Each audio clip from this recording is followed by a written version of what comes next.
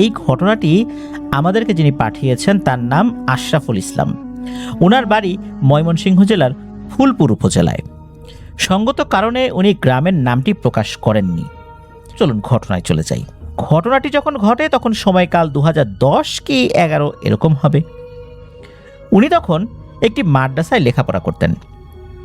প্রতি মাসে একবার বাড়িতে আসতেন, বৃহস্পতিবার সকালবেলা আসতেন, আবার শনিবার সকালে গিয়ে মাদ্রাসায় উপস্থিত হতেন। তো এমনই এক ছুটিতে উনি বাড়িতে আসেন। উনি যখন আসেন তখন অবশ্য ধান কাটা হয়ে গেছে। ধানের যে মাঠ, পুরো মাঠ একদম ফাঁকা। তো ওখানে ওনার বয়সী ছেলেরা ক্রিকেট খেলার পিচ তৈরি করে ক্রিকেট খেলে।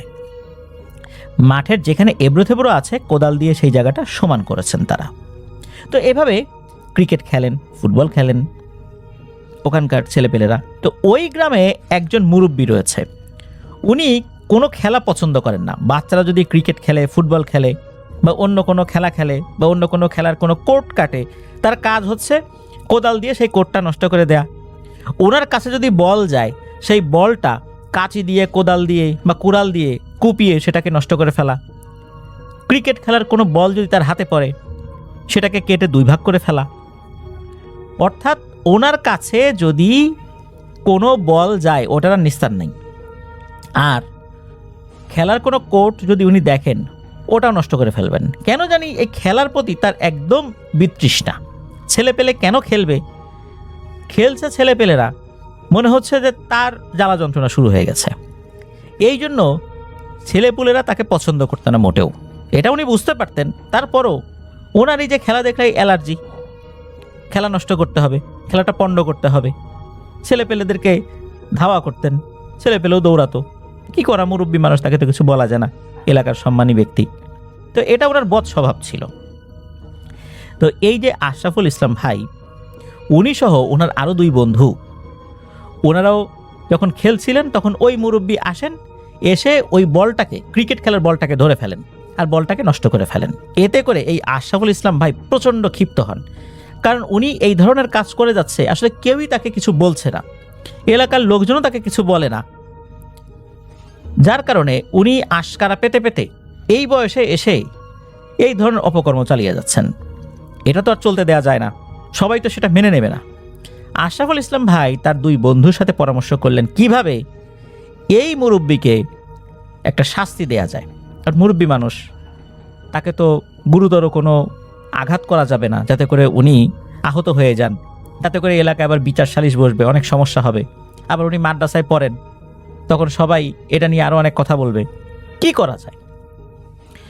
ওনারা 3 জন মিলে পরামর্শ করলেন যে এই মুরব্বিকে ভয় দেখাবেন। ওই মুরব্বি বেশ একটা ভালো অভ্যাস করেছিলেন বলতে, উনি প্রতিদিন বিকালের দিকে ওই বাজারের দিকে যেতেন, মাগরিবের আজানের সময় বা মাগরিবের আজান হয়ে গেছে এমন সময় উনি আবার একটা পথ ধরে ফিরতেন। এটা ওনার নিত্য নৈমিত্তিক রুটিন ছিল। তো এই যে আশরাফুল ইসলাম ভাই, উনি চিন্তা করেছেন যে ওনার এক চাচা আছে, তো সেই চাচার একটা বড় জুব্বা আছে, এই জুব্বাটা উনি নেবেন। তো জুব্বাটা উনি ম্যানেজ করেছেন। এরপর করেছেন কি, ওই এলাকায় অনেক বড় একটা তেঁতুল গাছ আছে, আর ওই তেঁতুল গাছের পাশেই রয়েছে একটা পুকুর। ওই পুকুরটা কিন্তু 4 কোনা পুকুর না, এই পুকুরটা একদম গোলাকার, মানে বৃত্তাকার একটা পুকুর।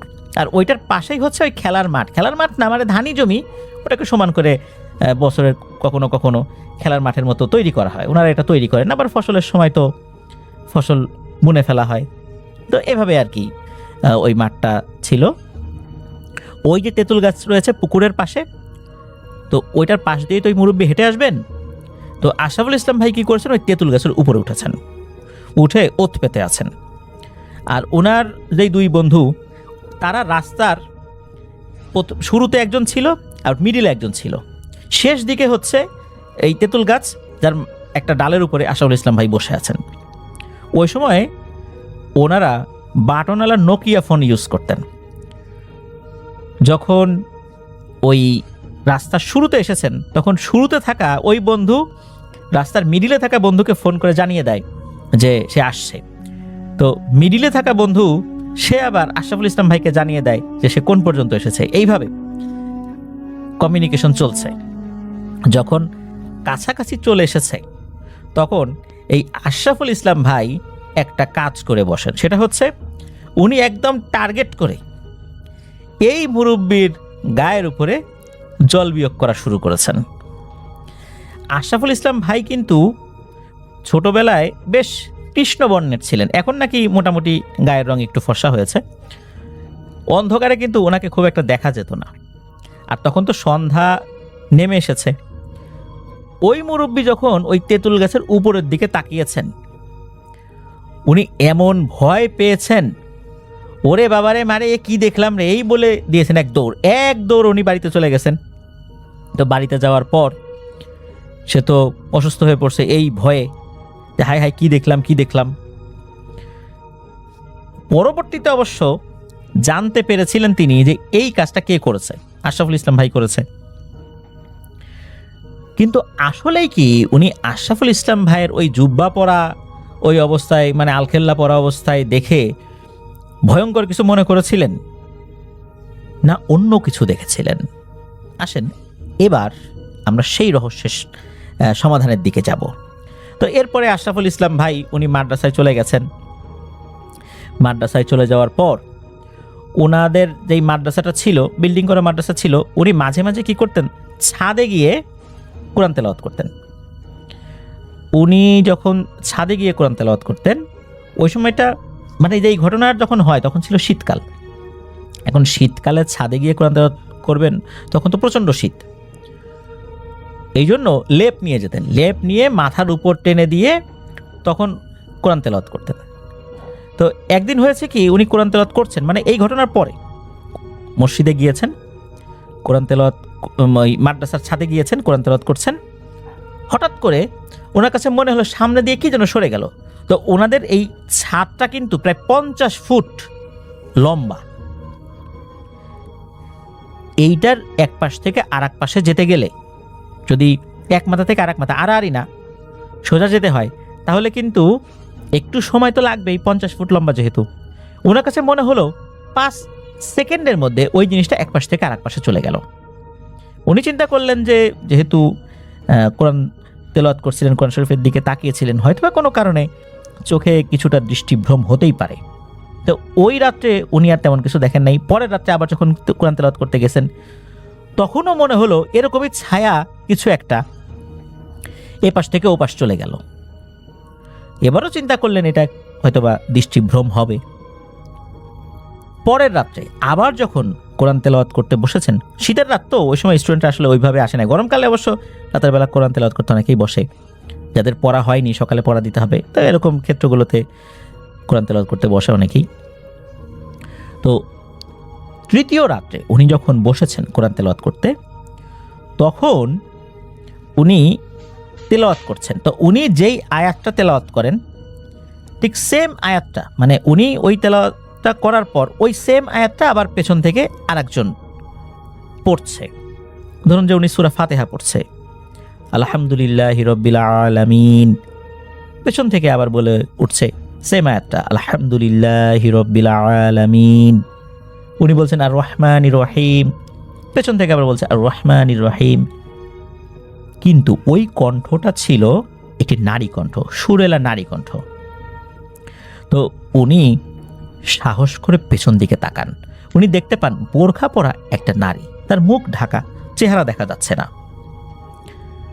উনি তো দেখে ভয় পেয়ে গেছেন, তবে এতটা ভয় পান নাই যে চিৎকার চেঁচামেচি করে অজ্ঞান হয়ে যাবেন বা নিচে দৌড়ে যাবেন। সাহসী ছিলেন, তবে কিছুটা তো ভয় পাবেনই, কারণ হঠাৎ করে মাদ্রাসার ছাদের উপরে এত রাতের বেলা একটা নারী। উনি বুঝতে পারছেন যে ঘটনাটা কি। তখন ওই মেয়েটা তাকে বলে যে তোমার ভয়ের কোনো কারণ নাই, তোমার কোরআন তেলাওয়াত আমার ভালো লাগে, আমি আসছি তোমার কোরআন তেলাওয়াত শোনার জন্য, আর তোমার বিষয়ে আমি খোঁজ খবর নিয়েছি। তুমি কয়েকদিন আগে একটি ঘটনা ঘটিয়েছিলে, মনে আছে? তখন ওই মেয়েটা বলতে থাকে যে ঘটনাটা কি। ওই মেয়েটা বলতে থাকে যে এই যে আশরাফুল ইসলাম ভাই ওই মুরব্বিকে ভয় দেখানোর জন্য যখন তেঁতুল গাছে উঠেছিলেন, ওই তেঁতুল গাছে ওই সময় আরও অনেক জিন ছিল, অধিকাংশই ভালো ছিল, আবার দুষ্টু জিনও ছিল। তো ওই সময় উনি তেঁতুল গাছে উঠেছেন, এটা জিনেরা পছন্দ করে নাই। ওই সময় ওই জিনেরা চিন্তা করে থেকে ধাক্কা দিয়ে ফেলে দেবে। ওই সময় নাকি এই পরীটা ওখানে আসে, আসার পর জিজ্ঞেস করে যে এই ছেলেটা এখানে কেন এই সময়? তখন ওই জিনেরা বলে যে এই ছেলেটা খোঁজ নিয়ে জানতে পারলাম যে ওই মুরব্বি ছেলেপেলেদের খেলা নষ্ট করে, তাকে ভয় দেখানোর জন্য এখানে আসছে। তখন ওই পরী বলে যে তোমরা ওকে কেউ কিছু করো না, ক্ষতি করো না, আমি দেখছি বিষয়টা। এই কারণেই মূলত আশরাফুল ইসলাম ভাইকে ওই সময়ে ওই জিনেরা কোনো ক্ষতি করেনি। কিন্তু আশরাফুল ইসলাম ভাই ওই যে জুব্বা পরে মানে আলখেল্লা পরে ওই মুরব্বিকে যে ভয় দেখিয়েছেন, ওই মুরব্বি মূলত আশরাফুল ইসলাম ভাইকে দেখে নাই। ওই মুরব্বি দেখেছিলেন ভয়ঙ্কর একটা বিশাল বড় পাখি তার দিকে তেড়ে আসছে। উনি যে জল বিয়োগ করেছেন ওটা তার গায়ে পড়েছে ঠিক আছে, কিন্তু ওই দিকে তার ভ্রুক্ষেপ ছিল না। সে দেখেছে ভয়ঙ্কর একটা পাখি তার দিকে তেড়ে আসছে মারার জন্য। আর ওইটা দেখেই উনি বলছেন ওরে বাবারে কি দেখলাম রে, পরিমরি করে দৌড় দিয়েছেন বাড়ির দিকে। তো পরে যখন এটা জানাজানি হয়েছে যে ওনার অবস্থা খুব খারাপ, খুব ভয় পাইছে, তখন তাকে বলা হয়েছে যে এরা ভয় টয় দেখাইছে, কিন্তু উনি এটা বিশ্বাস করেন না, আমি তো ওকে দেখি নাই, আমি ভয়ঙ্কর একটা পাখি দেখছি, ওকে তো আমি দেখি নাই।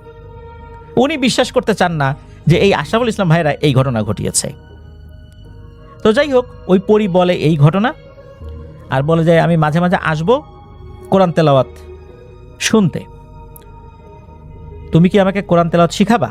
এরপর অবশ্য স্বপ্নের মধ্যেও এসে কোরআন তেলাওয়াত শিখতে চেয়েছে। তো উনি আসলে এই বিষয়ে কি বলবেন, কারণ যদি উনি বলেন যে ঠিক আছে শেখাবো, পরবর্তীতে এই পরীর দ্বারা কোনো ক্ষয়ক্ষতি হয়ে যায়, যেমনটা আমরা কিন্তু এই যে আমাদের এবারের শনি রাতের 20তম এপিসোডের প্রথম যে ঘটনাটি আমরা শেয়ার করলাম, ওই ঘটনাটিতে এই রাজশাহীতে জোড়াপুকুরের ওইখানে যে ঘটনাটা ঘটলো, ওই মামা 25 বছর ধরে দেখেন ওনার কী অবস্থা।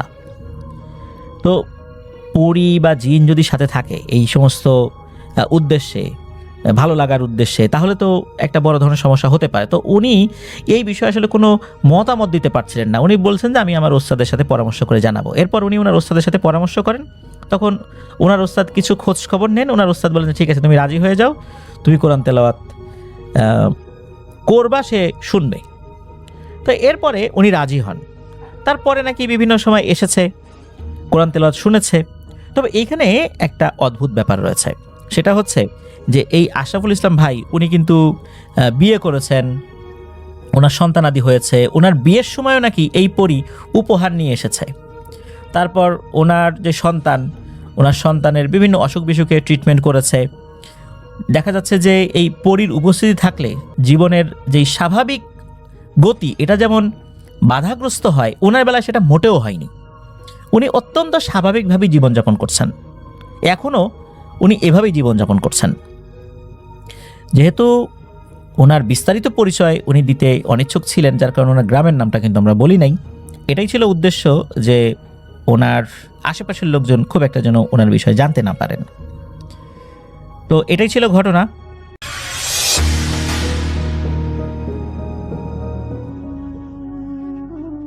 প্রিয় লিসেনার্স, এবারের ঘটনাটিও কিন্তু আমরা পেয়েছি আমাদের একজন প্রিয় রেমিটেন্স শ্রদ্ধা ভাইয়ের কাছ থেকে, যার নাম মোহাম্মদ জাবের। ওনার বাড়ি কুমিল্লার চান্দিনা উপজেলায়। উনি বর্তমানে সৌদি আরবের রিয়াদে রয়েছেন। ঘটনাটি কিন্তু এই তো গত রোজার ঈদের সময়কার ঘটনা, খুব বেশি দিন আগের নয়। ওনারা 3 বন্ধু, মোহাম্মদ জাবের, হৃদয়, সোহাগ। এই 3 জন বন্ধু মিলে পরিকল্পনা করেন যে ওনারা রিয়াদ থেকে আবা নামক একটা জায়গায় যাবেন। রিয়াদ থেকে এই আবা নামক স্থানের দূরত্ব হচ্ছে 946 কিলোমিটার। এই জায়গাটা বেশ ঠান্ডা, মূলত এই কারণেই ওনারা ঘুরতে যেতে চেয়েছিলেন। আপনারা কিন্তু গুগলে সার্চ দিলেই দেখতে পারবেন যে এই রিয়াদ থেকে আবার দূরত্ব ABHA, ইংরেজিতে স্পেলিংটা এরকম হয়। তো সেখানে গেলেও আপনারা দেখতে পারবেন যে 946 কিলোমিটার দেখায়, দীর্ঘ একটা পথ।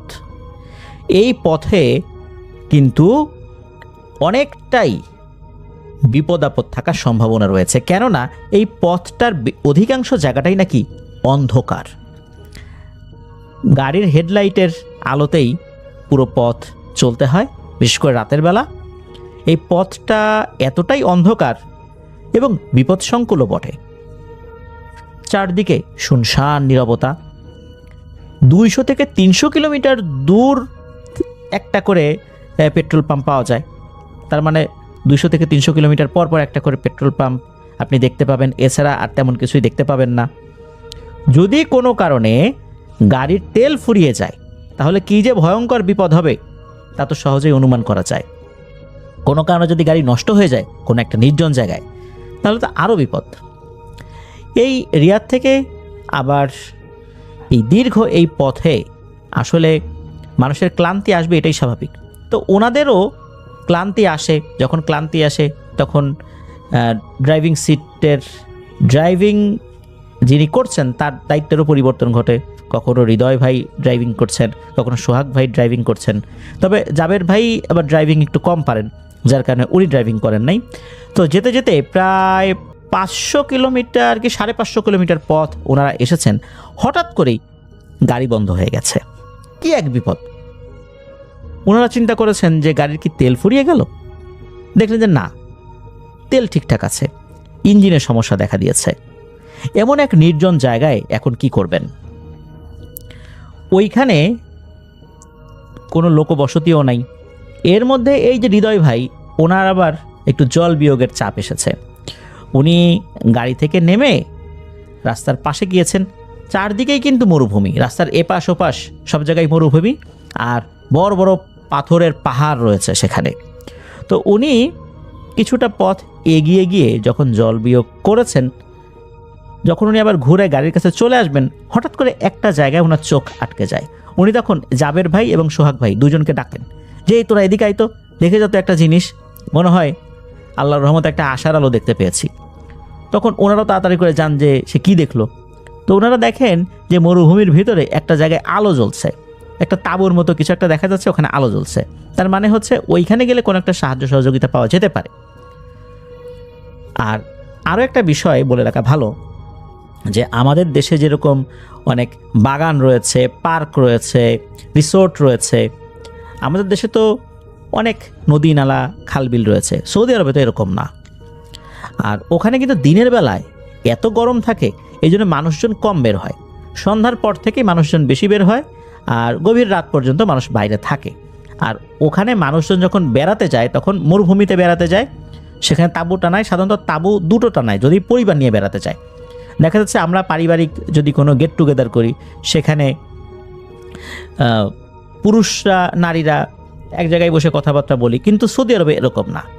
সেখানে দেখা যাচ্ছে 3-4 জন ভাই বা আত্মীয় স্বজনরা যদি এক জায়গা হয়, তাদের স্ত্রী কন্যা যারা, তাদের জন্য সম্পূর্ণ আলাদা তাঁবু থাকে, তারা সেখানে বসে গল্পগুজব করে। তো ওখানে এরকম দুটো তাঁবুর মতো ওনারা দেখেছিলেন, বোঝাই গিয়েছিল যে ওখানে মেয়েদের জন্য একটা তাঁবু, ছেলেদের জন্য একটা তাঁবু। এরকম অনেকেই আসে, কিন্তু মরুভূমিতে অনেকেই পিকনিক করে, বারবিকিউ করে, খাওয়া দাওয়া করে, আবার চলে যায় গাড়ি নিয়ে। ওনারা চিন্তা করলেন যে ওনাদের কাছে কোনো সাহায্য সহযোগিতা পাওয়া যেতে পারে। এই চিন্তা করার পিছনে আরও একটা কারণ ছিল, কারণ হচ্ছে সৌদি আরবে সাধারণত যারা গাড়ি ড্রাইভ করেন, লং রুটে ড্রাইভ করেন, তারা কিন্তু নিজেরাই গাড়ির একজন এক্সপার্ট হয়ে যান। গাড়ি সম্পর্কে বেশ ভালোভাবে অবগত থাকতে হয়, গাড়ির বিভিন্ন পার্টস সম্পর্কে অবগত থাকতে হয়, নিজেরা অনেক বড় বড় ধরনের যেই সমস্যাগুলো, সেই সমস্যা সলভ করারও একটা ক্ষমতা থাকতে হয় বা দক্ষতা অর্জন করতে হয়। কেননা নির্জন মরুভূমিতে যদি গাড়ি নষ্ট হয়ে যায় তখন নিজেদেরকেই সেই গাড়িগুলো ঠিকঠাক করতে হয়, কারণ ওইখানে মেকানিক কোথায় পাবে। যেহেতু এরকম অধিকাংশ লোকই দক্ষ হয়ে থাকে গাড়ি মেরামতের বিষয়ে, এই চিন্তা থেকেই হৃদয় ভাই চিন্তা করেছিলেন যে ওনাদের কাছে গিয়ে কোনো সাহায্য সহযোগিতা হয়তো বা পাওয়া যেতে পারে। তখন আর কি সোহাগ ভাই আর জাবের ভাইকে ওনারা ডাকেন। তো সোহাগ ভাই জাবের ভাই এসেও দেখেন একই অবস্থা। তখন ওনারা হাঁটতে থাকেন ওই আলোটার দিকে। মোটামুটি ওনারা প্রায় 2 কিলোমিটার মতো হেঁটেছিলেন। সৌদি আরবে অথবা যে সমস্ত জায়গাগুলোতে মরুভূমি রয়েছে, মরুভূমির দূরে কোথাও কোনো গাছ বা কোনো আলো বা কোনো একটা পাথর যদি আমরা দেখি, মনে হয় যে একদম কাছে। আসলে হাঁটা শুরু করলে বোঝা যায় যে এটা মোটেও কাছে না, এটা অনেক দূরে। হাঁটতে হাঁটতে ক্লান্ত হয়ে যেতে হয়, তারপরেও সেই জায়গাটা মনে হচ্ছে যে কাছে আসছে না, এমনটা কিন্তু মনে হয়। তো ওনাদের কাছে মনে ছিল কাছে, কিন্তু হাঁটতে হাঁটতে প্রায় 2 কিলোমিটার পার হয়ে যাওয়ার পর ওই জায়গাতে এসেছেন। তো ওই জায়গাতে যখন এসেছেন, কাউকে ডাকার আগেই একটা কিশোর বয়সী, বয়স হয়তো 15-16 হবে আর কি, এরকম একটা ছেলে বের হয়ে আসে। ছেলে বের হয়ে আসার পর খুব অবাক দৃষ্টিতে এই হৃদয় ভাই, সোহাগ ভাই আর জাবের ভাইয়ের দিকে তাকিয়েছে।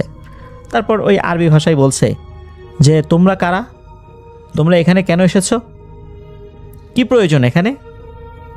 তখন এই ওনাদের তিনজনের ভিতর থেকে একজন বলে ওঠে যে আসলে আমাদের গাড়ি তো নষ্ট হয়ে গেছে, দূর থেকে আলো দেখলাম, এই জন্য একটু সাহায্য সহযোগিতার জন্য আসছি, যদি কোনো হেল্প পাই, যদি গাড়িটা ঠিক করে চলে যেতে পারি, আমরা তো আবার যাবো, এরকম নির্জন রাস্তায় গাড়িটা নষ্ট হয়ে গেছে।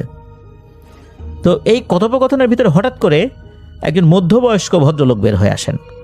সৌদি আরবে যেই ধরনের ড্রেসগুলো পরা হয়, তো ওই ধরনের ড্রেসই আর কি পরা। তো উনি এসে বলছেন যে কি হয়েছে? তখন ওনার হাবভাবে বোঝাই যাচ্ছে যে এই যে ছেলেটা বের হয়েছে এটা তারই ছেলে। তখন ছেলেটা বলছে যে বাবা, এই যে ওদের গাড়ি নষ্ট হয়ে গেছে, আমাদেরকে দেখে ফেলেছে, এই জন্য সাহায্যের জন্য আসছে এখানে। তখন ওই বয়স্ক লোকটা, অর্থাৎ মধ্যবয়স্ক লোকটা, উনি খুব শান্তভাবেই এই জাবের ভাই, হৃদয় ভাই এবং সোহাগ ভাইকে বলেন যে দেখো বাবা, তোমরা এখানে আসছো সাহায্য সহযোগিতার জন্য, এই মুহূর্তে আমরা তোমাদেরকে কোনো সাহায্য সহযোগিতা করতে পারবো না। তোমাদেরকে দেখে ভালো লেগেছে, তোমরা ভালো মানুষ, কিন্তু তোমরা যেই অর্থে আমাদেরকে সাহায্য আমাদের কাছে চাচ্ছ, সেই অর্থে আমরা তোমাদেরকে কোনো সাহায্য সহযোগিতা করতে পারছি না।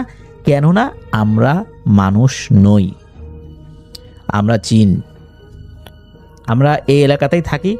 তোমরা কোনোভাবে হয়তো আমাদেরকে দেখে ফেলেছো, আর তোমরা ভালো মানুষ দেখে আমরা তোমাদেরকে কোনো ক্ষতি করছি না। তোমরা দ্রুত চলে যাও, তোমরা যেখানে আছো ঠিক সেখানেই গাড়ির ভেতরে থাকো। আল্লাহ চাহেন তো সকালবেলা ইনশাল্লাহ তোমরা সাহায্য সহযোগিতা পেয়ে যাবে, আর আল্লাহ চাহেন তো রাতের বেলা পেয়ে যেতে পারো। তবে আমরা কোনো ধরনের কোনো সাহায্য সহযোগিতা করতে পারছি না, তবে তোমাদেরকে কোনো ক্ষতিও করবো না, যাও দ্রুত চলে যাও। ওনার কথা না বাড়িয়ে দ্রুত ওখান থেকে চলে আসেন। চলে আসার পর ওনারা যখন গাড়িতে উঠবেন, এমন সময় ওনারা দেখেন কোত্থেকে একটা পুলিশের গাড়ি আসছে। পুলিশের গাড়ি এসেই থেমে যায় ওনাদের গাড়ির সামনে। তখন গাড়ির কাঁচ নামিয়ে ওই পুলিশ সদস্য ডাকতে থাকেন সৌদি আরবের ভাষায় যে এদিকে আসো, কি হয়েছে? তখন ওনারা এই ঘটনা খুলে বলেন যে এই ব্যাপার। তখন ওই পুলিশ সদস্য গাড়ি থেকে নেমে আসেন, নেমে এসে বলেন যে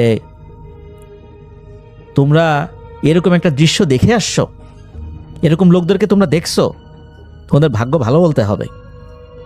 তোমরা কি জানো তোমরা কোন জায়গাতে দাঁড়িয়ে আছো? আমরা এই জায়গাতে আমাদের একজন ভাইকে হারিয়েছি, পুলিশ অফিসার, আর একজন ভাই চিরতরে পঙ্গু হয়ে গেছে। তোমরা এই জায়গাতে এখনো যে সুস্থভাবে আছো, আল্লাহর কাছে শুকরিয়া আদায় করো। তখন পুলিশ সদস্য বলেন যে এখন এখানে দাঁড়াও, আল্লাহর রহমতে কোনো ভয় নাই, তবে শোনো এই জায়গা সম্পর্কে। তখন পুলিশ অফিসার, এই যে তিনজন ভাই, জাবের ভাই, হৃদয় ভাই এবং সোহাগ ভাই, এই পুলিশ অফিসার একটা ঘটনা বলেন যে আসলে ব্যাপারটা কি, এইখানে সমস্যাটা কি।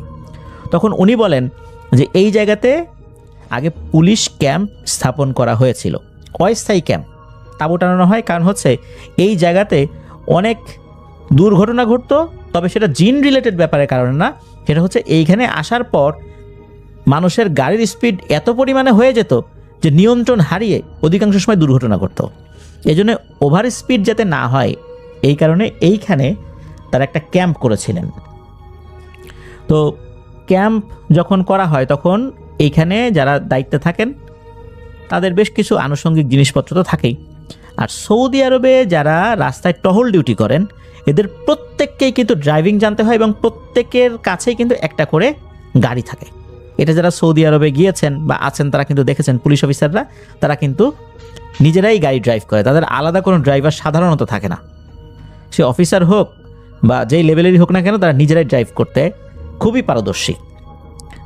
দেখা যাচ্ছে যে যারা টহল পুলিশ, এনাদের আন্ডারে কিন্তু একটা নির্দিষ্ট দূরত্ব থাকে, যে এই অফিসার 100 কিলোমিটার পর্যন্ত টহল দেবে বা 50 কিলোমিটার টহল দেবে, ওই অফিসার তারপর থেকে দেবে। এইভাবে কিন্তু বিভিন্ন জায়গায় ভাগ করা, এরা একবার যায় একবার আসে, একবার যায় একবার আসে, এইভাবে কিন্তু তারা টহল দিতে থাকে, যাতে কোথাও কোনো সমস্যা হলে দ্রুত পদক্ষেপ নেওয়া যায়। একজন ব্যক্তি কিন্তু অনেক লং রুটে ডিউটি করতে পারেন না, কেননা এটা সম্ভব নয়। এক মাথা থেকে ওই মাথা গিয়ে আবার ফেরত আসাটা এটা সময় সাপেক্ষ বিষয়। এই জন্য তাদের সাথে এইভাবে কিন্তু একটা মিউচুয়ালি ডিউটিগুলো ভাগ করা থাকে, অফিস থেকে এরকম দূরত্ব নির্ধারণ করা থাকে যে কে কোন পোস্টে ডিউটি করবে। তো ওইখানে একটা অস্থায়ী পোস্ট করা হয় বা ফাঁড়ি করা হয়েছিল।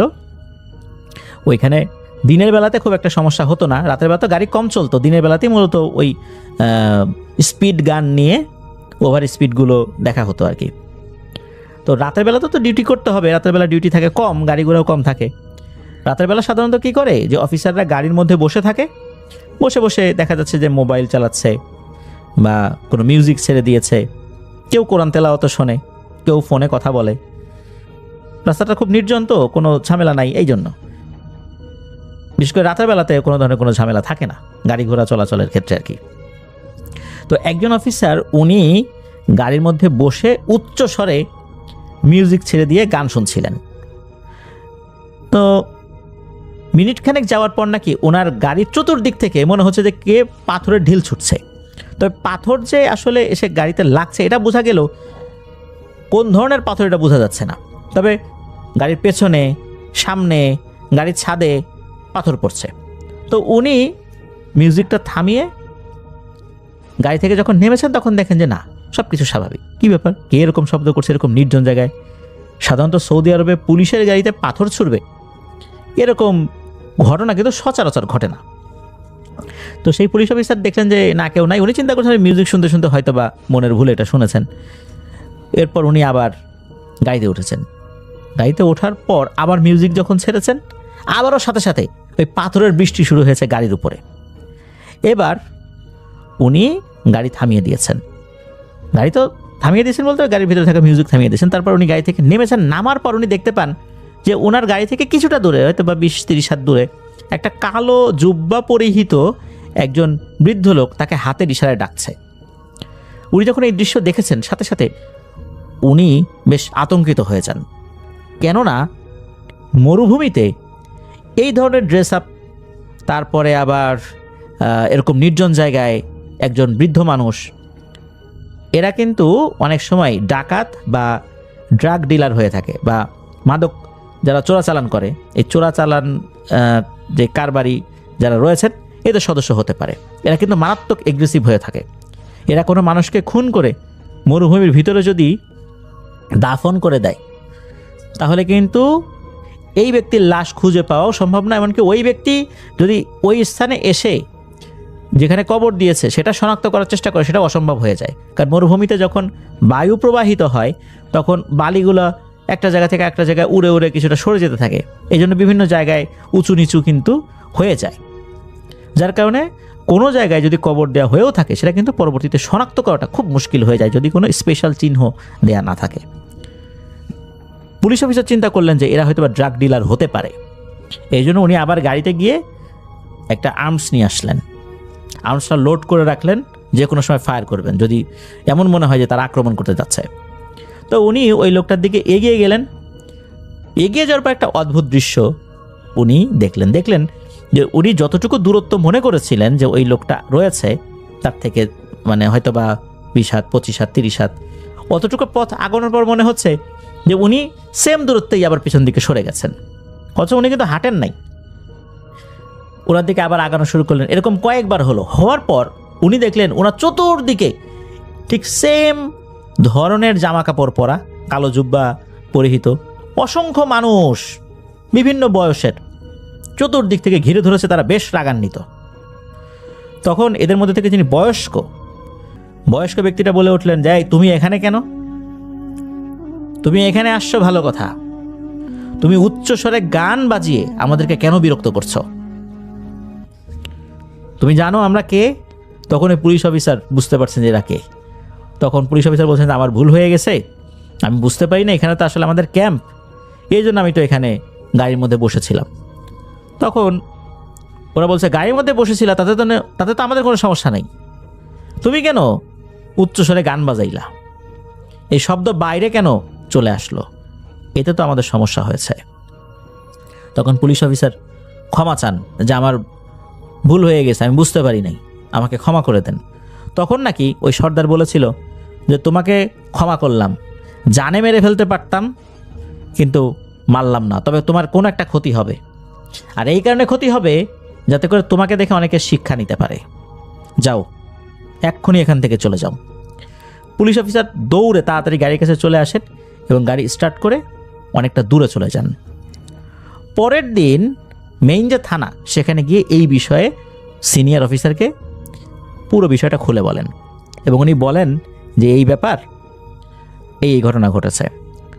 তখন ওইখানে আর একজন তরুণ অফিসার, সে বেশ সাহসী, সে বলে ধুর, এইগুলা কোনো বিষয় হলো নাকি, এগুলা কিছুই না, ওইখানে কোনো ড্রাগ ডিলাররা আসছে, ওগুলোকে আমি হ্যান্ডেল করব স্যার, আপনি বিশ্রাম করেন, যেহেতু আপনি ভয় পেয়েছেন আপনি বিশ্রাম করেন কয়েকদিন, আপনার রিপ্লেস আমি ওইখানে যাব। এরপরে আসলে উনি ওই যে আগের অফিসার যিনি ভয় পেয়েছিলেন, উনি কয়েকদিন ছুটি চেয়েছিলেন, ওনার শরীরটা ভালো লাগছে না আর বেশ ভয়ও পেয়েছেন। তখন সিনিয়র অফিসার তাকে কয়েকদিনের ছুটি দেন, উনি বাড়িতে চলে যায়। বাড়িতে চলে যাওয়ার পরেই নাকি ওনার এক পায়ে ফোড়ার মতো উঠতে থাকে এবং সেটা মাত্র কয়েকদিনের মধ্যে হাঁটু থেকে একদম উরু পর্যন্ত চলে আসে আর প্রচণ্ড ধরে যায় কয়েকদিনের মধ্যে, মানে ট্রিটমেন্টের কোনো সুযোগই আসলে ওভাবে হচ্ছিল না। তো এই যে ব্যাপারটা, এই ব্যাপারটা যখন তার সাথে হয়, পরবর্তীতে চিকিৎসা করে দেখা যায় যে তার এই পা অকেজো হয়ে যাবে এবং যদি কোমর পর্যন্ত ধরে যায় তাহলে কিন্তু তার বেঁচে থাকাটাই কষ্ট হয়ে যাবে। এরপর তার উরু থেকে পাটা কেটে বাদ দিতে হয়েছিল। এটা তো গেল ওই অফিসারের সাথে ঘটনা।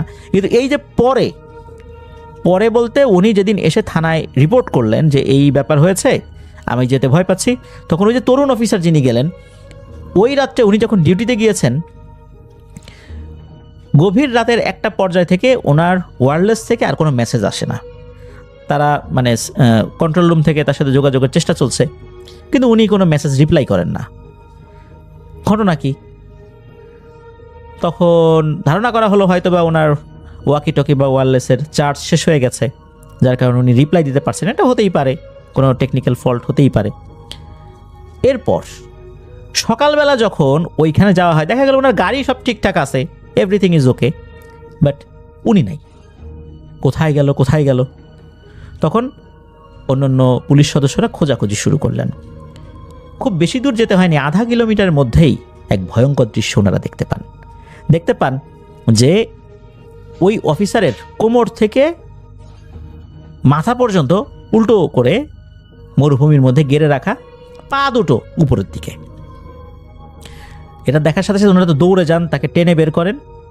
উনি মারা গেছেন আরো বহু আগেই। ওনার ডেড বডি নিয়ে আসা হয়।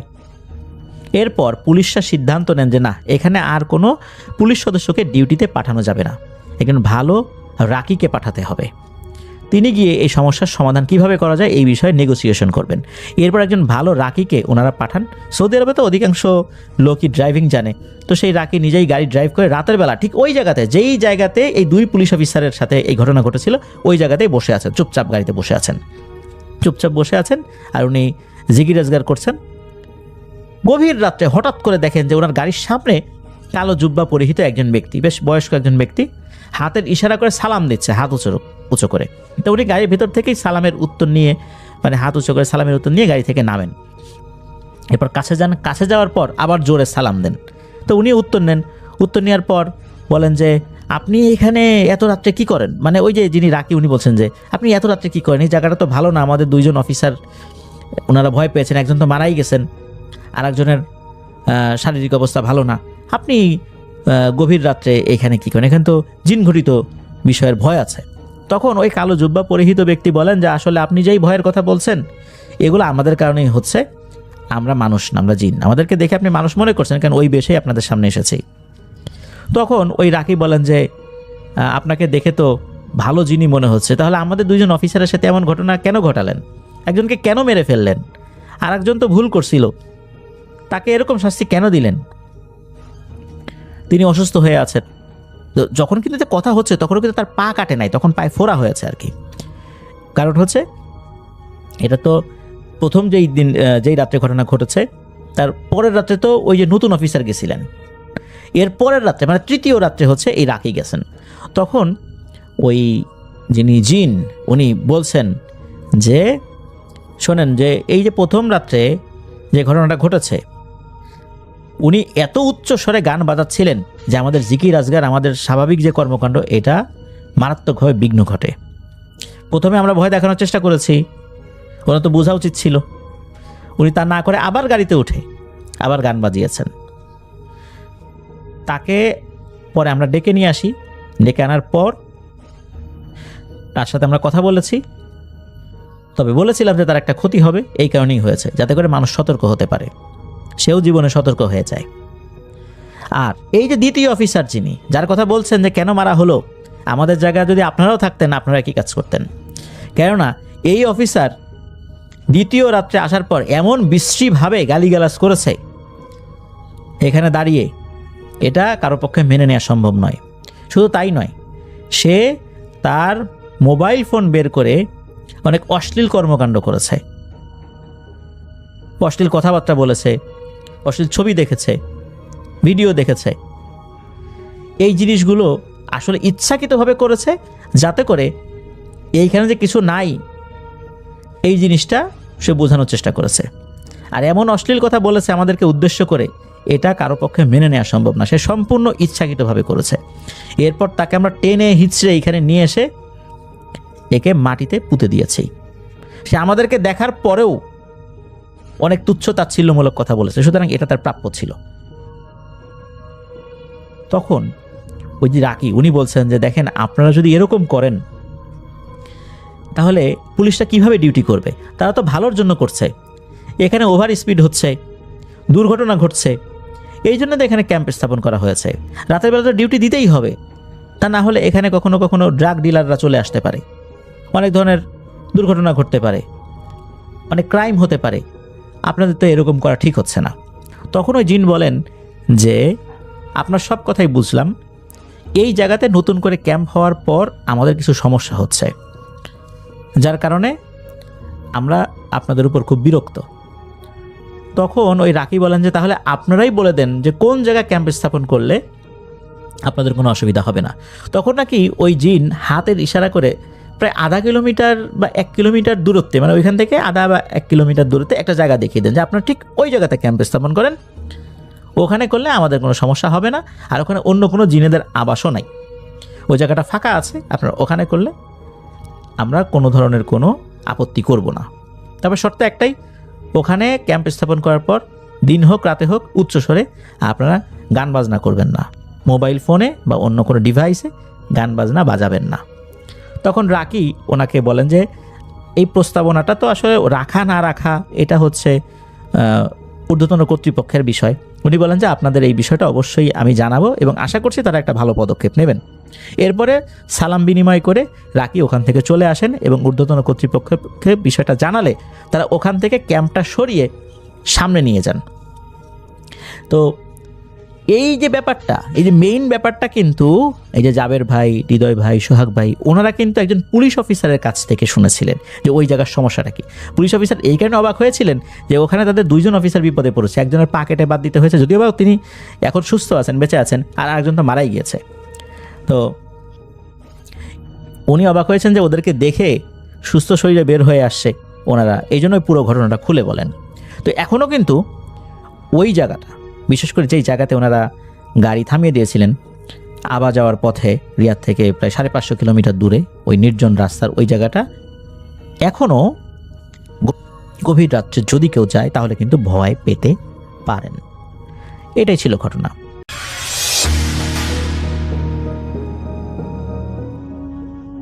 এই ঘটনাটি আমার কাছে শেয়ার করেছেন আনিসুজ্জামান চৌধুরী, ঢাকার বনশ্রী থেকে। আনিস সাহেব তার নিজের জীবনে একটি ঘটনা শেয়ার করেছেন আমার কাছে এবং তিনি আমাকে অনুরোধ করেছেন আমি যেন আমার মতো করে ঘটনাটা আপনাদের কাছে প্রেজেন্ট করি।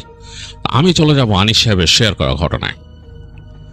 80-র দশকের শেষের দিকের কথা। আনিস সাহেবের বাবা তখন একটা চাকরিতে আছেন এবং এই চাকরিটা তিনি করছেন কোনো একটা শিল্প কারখানায়, যেটার অ্যাকচুয়ালি তিনি স্থান বা নাম কিছুই শেয়ার করবেন না সঙ্গত কারণে। এটা বাংলাদেশের কোনো একটা জেলায় ছিল এবং এটা নদীর পাড়ে অবস্থিত এবং আনিস সাহেবের বাবা ছিল সেটার প্রধান, সেটার দায়িত্বে ছিলেন তিনি। এই কারখানাটা বিশাল বড় একটা জায়গা নিয়ে, এখানের মধ্যেই কিন্তু আনিস সাহেবের বাবা, তিনি সেখানকার যে প্রধান দায়িত্বরত মানুষ, তার বাসাও এখানে। এছাড়া সেখানকার যেই কল বা ফ্যাক্টরি যেটা, সেটাও সেখানে। এছাড়া তাদের অফিস, যে তাদের কাজের অফিস, সেটাও সেখানে। তো যাই হোক, মূলত ওই পুরো কম্পাউন্ডের মধ্যেই তাদের সবকিছু। তো আনিস সাহেবরা যখন সেখানে পোস্টিং হয়েছিলেন, আনিস সাহেবের যতটুকু মনে পড়ে তখন তার বয়স 10 বছরের মতো, বছর 10 বয়স তার। তো আনিস সাহেবের বাবা অন্য এক ডিস্ট্রিক্ট থেকে বদলি হয়ে এখানে এসেছিলেন, এবং এই কারণে আনিস সাহেবের স্কুল লাইফ খানিকটা ব্যাহত হয়ে গিয়েছিল তখন। কারণ ও ওই ডিস্ট্রিক্টে পড়াশোনা করতেন, ওখানকার স্কুলে, সেখানেই তার শুরু হয়েছিল। আর এর মাথায় এইভাবে চলে আসায় একটু সমস্যা হয়ে গেল। এখানে তখনও কোনো স্কুল তার বাবা ঠিক করেনি কোথায় পাঠাবেন। আনিস সাহেব মোটামুটি মানে ঘোরাফেরা করেই দিন কাটাচ্ছেন দিনের বেলা, এবং তার কাছে বেশ ভালো লাগছে। কারণ যেই বাসাটা তাদের, মানে যেই তাদের যে মূল বিল্ডিংটা যেখানে তারা থাকছে, এটা পুরনো একটা বিল্ডিং এবং খুব সুন্দর, অনেকটা জমিদার বাড়ির মতো, বেশ বড়। এবং এখানকার যে জানালাগুলো, সেগুলোর সাইজ বলেছেন যে সেগুলোতে আনিস সাহেব যদি উঠে দাঁড়াতেন, তারপরও প্রায় তার মতো আরেকটা আনিস ধরে যেত, এত বড়। এরকম বড় বড় জানালা, এবং সেই জানালার উপরে আর্চ করা, এরকম আর্চ করা পর্দা লাগানো, ভারী পর্দা লাগানো ছিল, খুব সুন্দর করে সাজানো। এবং এই বিল্ডিংয়ের যে ছাদ, সেই ছাদও বেশ উঁচু, মানে খুব সুন্দর একটা বাড়ি। আনিস সাহেব মানে এত বড় বাড়ি দৌড়াদৌড়ি করে কাটাচ্ছিলেন। এই তুলনায় তাদের আগের যে বাসাটা ছিল সেটা বেশ ছোট, এবং এই বাসার পাশে হরেক রকম গাছ, মানে তাদের জানলা খুললে এখান থেকে মানে বিভিন্ন রকম মোটা মোটা গাছ দেখা যায়, এবং গাছগুলো অনেক বয়স্ক। গাছের ডালপালা মিলে গেছে, এগুলো উপর দিকে উঠে গেছে, তাদের সেই দোতলা ভবন ছাড়াই উপর দিকে উঠে গেছে। আর বাড়ির পেছন দিকে জানালা দিয়ে দূরে, বেশ খানিকটা দূরে, গাছগাছালির পরে বেশ খানিকটা জায়গা, সেখানে বাউন্ডারি ওয়ালের ওই পারে নদী দেখা যায়। খুব সুন্দর একটা নদী গেছে বাসার একদম কাছেই, এবং দেখা যাচ্ছে বড় বড় নৌকা সেখান থেকে চলাফেরা করে, ছোট ছোট ডিঙি নৌকা আছে। আনিস সাহেব খুব মানে আগ্রহ নিয়ে তাকায় তাকায় দেখতেন, তার কাছে বেশ ভালো লাগতো। তাদের বাসার মেম্বার কিন্তু খুব কম, মানে তার বাবা মা, তার ছোট মামা, এই তিনজনই। আর এই বাসায় একজন ভদ্রমহিলা আছেন, কাজ করেন, তিনি এসে এটা ওইটা করে দিয়ে যান। আর তাদের মালি আছেন, মালি কাম কেয়ারটেকার, সে ওখানে মানে ওই বাড়িটার ওই জায়গাটাই দেখেন, পেছনে যে বাগান সেটাও দেখাশোনা করেন। এই লোকটা অনেকটাই অন্যরকম। আনিস সাহেবের কাছে বেশ মানে ভয়ই লাগতো তাকে দেখতে। বেশ বয়স্ক, এবং তার হাত পা মনে হতো যে তার যে হাতের রগ সব গোনা যায়, দেখা যায় এরকম, মানে শিরাগুলো একেবারে দেখার মতো এরকম জেগে জেগে আছে। আনিস সাহেবের বেশ ভয় লাগতো, এবং সে খুব গম্ভীর, কথা বলে না কারোর সাথে। তার বাবার সাথে কথা বলতো, জাস্ট মাথা নেড়ে নেড়ে উত্তর দিত। কিন্তু আনিস সাহেবের আম্মু কোনো কথা বললেই দেখা যেত যে মাথাটা নিচু করে কেমন করে তাকাতো মাটির দিকে, আর মানে খুব মনে হচ্ছে বিরক্তি ভরে উত্তর দিত। আনিস সাহেবের আম্মুও খুব একটা পছন্দ করেনি এই ভদ্রলোককে, কারণ তার ব্যবহারের কারণে। এখন সে ছাড়া তো আসলে এখানের কেয়ারটেকারের কাজ আর কিছু নাই, মানে আর কেউ নাই এখানে। এই ভদ্রমহিলা যে কাজ করেন, যে মানে বাসার কাজ টাজ করে দিয়ে সন্ধ্যার সময় চলে যান, তিনি আর সন্ধ্যার পর আসেন না, তিনি এখানে থাকেনও না। তো এই যে ভদ্রলোক যে আছে, এই কাজ করেন, তার মানে মালি যে, তার এই কোয়ার্টারের পেছনে একটা থাকার রুম আছে, এবং ওই জায়গায় অনেক গাছগাছালি, যেখানে সে থাকে চারপাশ দিয়ে গাছগাছালি ঘিরে রাখছে, এবং বলে ঝোপের মতো হয়ে গেছে। আনিস সাহেব গিয়ে দেখছে ওইখানে। আনিস সাহেব যখন দেখছে, তখন আনিস সাহেব একটা বল নিয়ে গেছিল খেলতে খেলতে, এবং বলটাকে সে এরকম কিক মারে, এবং বলটা যে উড়ে পড়ে ওই লোকের যে কোয়ার্টার বা যেখানে সে থাকে, যে ঘরটা, সেটার কাছে। আনিস সাহেব যখন আনতে যায়, তখন নাকি লোকটা খুব গলা মানে বাজখাই ভাবে বলে যে এইখানে খেলবা না, এইখানে আসবাও না, এইভাবে তাকে বলে। তো কণ্ঠের মধ্যে এমন কিছু ছিল, আনিস সাহেব বেশ ভয় পেয়ে যায়। তো তিনি তাড়াতাড়ি ওখান থেকে বলটা নিয়ে চলে আসেন। আম্মুকে এসে বলেন যে এইভাবে করে কথা বলে মালি। তখন আম্মু বলে যে তার সাথে কথা বলবা না, ওদিকে যাবা না, সে যদি এরকম করে তোমার সাথে, তুমি কথাই বলবা না তার সাথে, তোমার আব্বুকে বলবা। তো আনিস সাহেব আর চেষ্টা করতো ওই মালি ভদ্রলোককে এড়ায় চলতে। তিনি তার ঘরের মধ্যেই খেলাধুলা করতেন, মাঝে মাঝে তাদের বাসার সামনে যতটুকু ফাঁকা জায়গা ওখানে খেলতেন। ছাদ, এই ছাদের কাছে আনিস সাহেব যাওয়ার চেষ্টা করছেন কয়েকবার, মানে সিঁড়ি দিয়ে হেঁটে ওদিকে যাচ্ছেন। তো খুবই আশ্চর্যজনক ব্যাপার যে তিনি যখনই যাওয়ার চেষ্টা করছেন, নিচ থেকেই মনে হতো যে সে মালি তাকে দেখতেছে, মানে সিঁড়ির নিচ থেকে ডেকে উঠতো তাকে, এই ওদিকে যাবা না, ছাদে যাওয়া নিষেধ। তো তিনি ভয়ে ভয়ে দৌড় দিয়ে নেমে আসতেন। মানে আনিস সাহেবের ভয় লাগতো এই লোকটার কণ্ঠ শুনলেই। কিন্তু তার কাছে খুব অবাক লাগছে যে তিনি 2-3 বার চেষ্টা করছেন, 2-3 বারই এই লোক কিভাবে তাকে দেখলো। তো যাই হোক, এই এতটুকুর মধ্যে আনিস সাহেবের সীমাবদ্ধ জীবন। আর তিনি ঘরের মধ্যেই চলাফেরা করেন, দৌড়ান, সামনে ওই যে নিচে লনে নেমে একটু খেলেন। আর তার প্রিয় ব্যক্তি হচ্ছে তার মামা। তার মামা অবশ্য তাকে হাঁটতে নিয়ে যায়। তার মামা যখন বাসায় আসেন, তিনি বাইরে বাইরে থাকেন, তার কাজকর্ম থাকে, তিনি আসেন, এসে তাকে মাঝে মাঝে নিয়ে যেতেন বিকালবেলা আনিস সাহেবকে হাঁটতে। এবং তার এই বাবার অফিসের পুরো কম্পাউন্ডটা তার মামাই ঘুরাইছে তাকে। সেই যে তার বাবার যে অফিস ঘর, যেটা মানে এখানে যে ফ্যাক্টরি আছে বা কলকারখানা আছে, সেটার ছাড়াই আরও যেতে হয়। কারণ কলকারখানার এই পাশে আসলে কিন্তু বিশাল একটা দিঘি, এবং দিঘির ওই পাশে অনেক গাছপালা এবং নানা রকম পাখি ওখানে এসে থাকে। তো আনিস সাহেব তার মামার সাথে হাঁটতে হাঁটতে ওই দিঘি দেখছেন। তো তার মামা বলতেন যে ওই জায়গায় দেখছো জঙ্গল, ওখানে বাউ আছে, ভাউ ধরবে, ওখানে কখনো ভুলে ওদিকে যাবা না। ওদিকে কিন্তু যাওয়া যায়, যাওয়ার মতো উপায় আছে, কারণ এদিকে হেঁটে যাওয়ার রাস্তা আছে, কিন্তু একদম ঘন জঙ্গলের মতো। তো তার মামা তাকে বলতো, যেহেতু আনিস সাহেব বয়স কম, এই কারণে বলতো যে ওখানে যাবেন, ভাউ আছে। তো এগুলো বলতো। তার বাবার অফিস দেখাইছে, হেঁটে হেঁটে দেখছে। তো তার মামা তাকে নদীর পাড়েও নিয়ে গেছে হেঁটে, এবং ওই বাউন্ডারি ওয়াল পার হয়ে আরেকটা মানে বের হয়ে আরেকটা এই গলি দিয়ে নিয়ে গেছে নদীর পাড়ে। খুব সুন্দর লাগছিল আনিস সাহেবের। তো এই হচ্ছে তাদের নতুন থাকার জায়গা। তার বাবাকে সে বলে স্কুলে কবে যাব, তার বাবা বলে খুব শীঘ্রই স্কুলের ব্যবস্থা করতেছি, যাবো বাবা, কোনো অসুবিধা নেই। এই হচ্ছে অবস্থা। আর সকালবেলা তার বাবা চলে যায় প্রতিদিন অফিসে, সকাল 9টার দিকে চলে যায়, এবং দেখা যাচ্ছে যে সন্ধ্যার পরে 7টা-8টার দিকে তার বাবা ফিরে আসে। অফিসে একটা গাড়ি আছে, ওই গাড়ি নিয়ে যায়, একটা জিপ গাড়ি আর কি, সেটা করে নিয়ে যায়, নিয়ে আসে। আর সারাদিন আনিস সাহেব থাকে তার মায়ের সাথে, খেলে, পুরো বাড়িতেই তার একলা। মামা যখন আসে তখন একটু আনন্দ লাগে। এই হচ্ছে অবস্থা। তো ওই পুরো দৃশ্যপটটা আপনাদের সামনে বর্ণনা করে নেওয়ার কারণ হচ্ছে যে আপনারা তাহলে বুঝতে পারবেন যে এই ঘটনাটা কিভাবে কি ঘটেছে, এটা আপনাদেরকে জানানোর প্রয়োজন ছিল। তো আনিস সাহেব কিন্তু ওই যে বললাম, খেলতে খেলতে লনে চলে যায়, আবার উপরে উঠে আসে, এভাবেই তার দিন চলে। কিন্তু তার খুব কিউরিয়াসিটি ছাদের উপরে, কারণ সে হেঁটে হেঁটে পাশে গেছে, বাসার যে পাশের যে অংশটা যেখানে গাছগুলা মোটা মোটা গাছ এরকম, এগুলো উঠে গেছে, মনে হচ্ছে ছাদের উপরে হেলে গেছে। তো আনিস সাহেবের মনে হতো যে ছাদে যাওয়া যায় না কেন, আর ছাদে গেলে নিশ্চয়ই পেছনে অনেক সুন্দর, এই কারণে কিন্তু তিনি উঠতে গেছেন। মালি তাকে বলছে নেমে আসতে।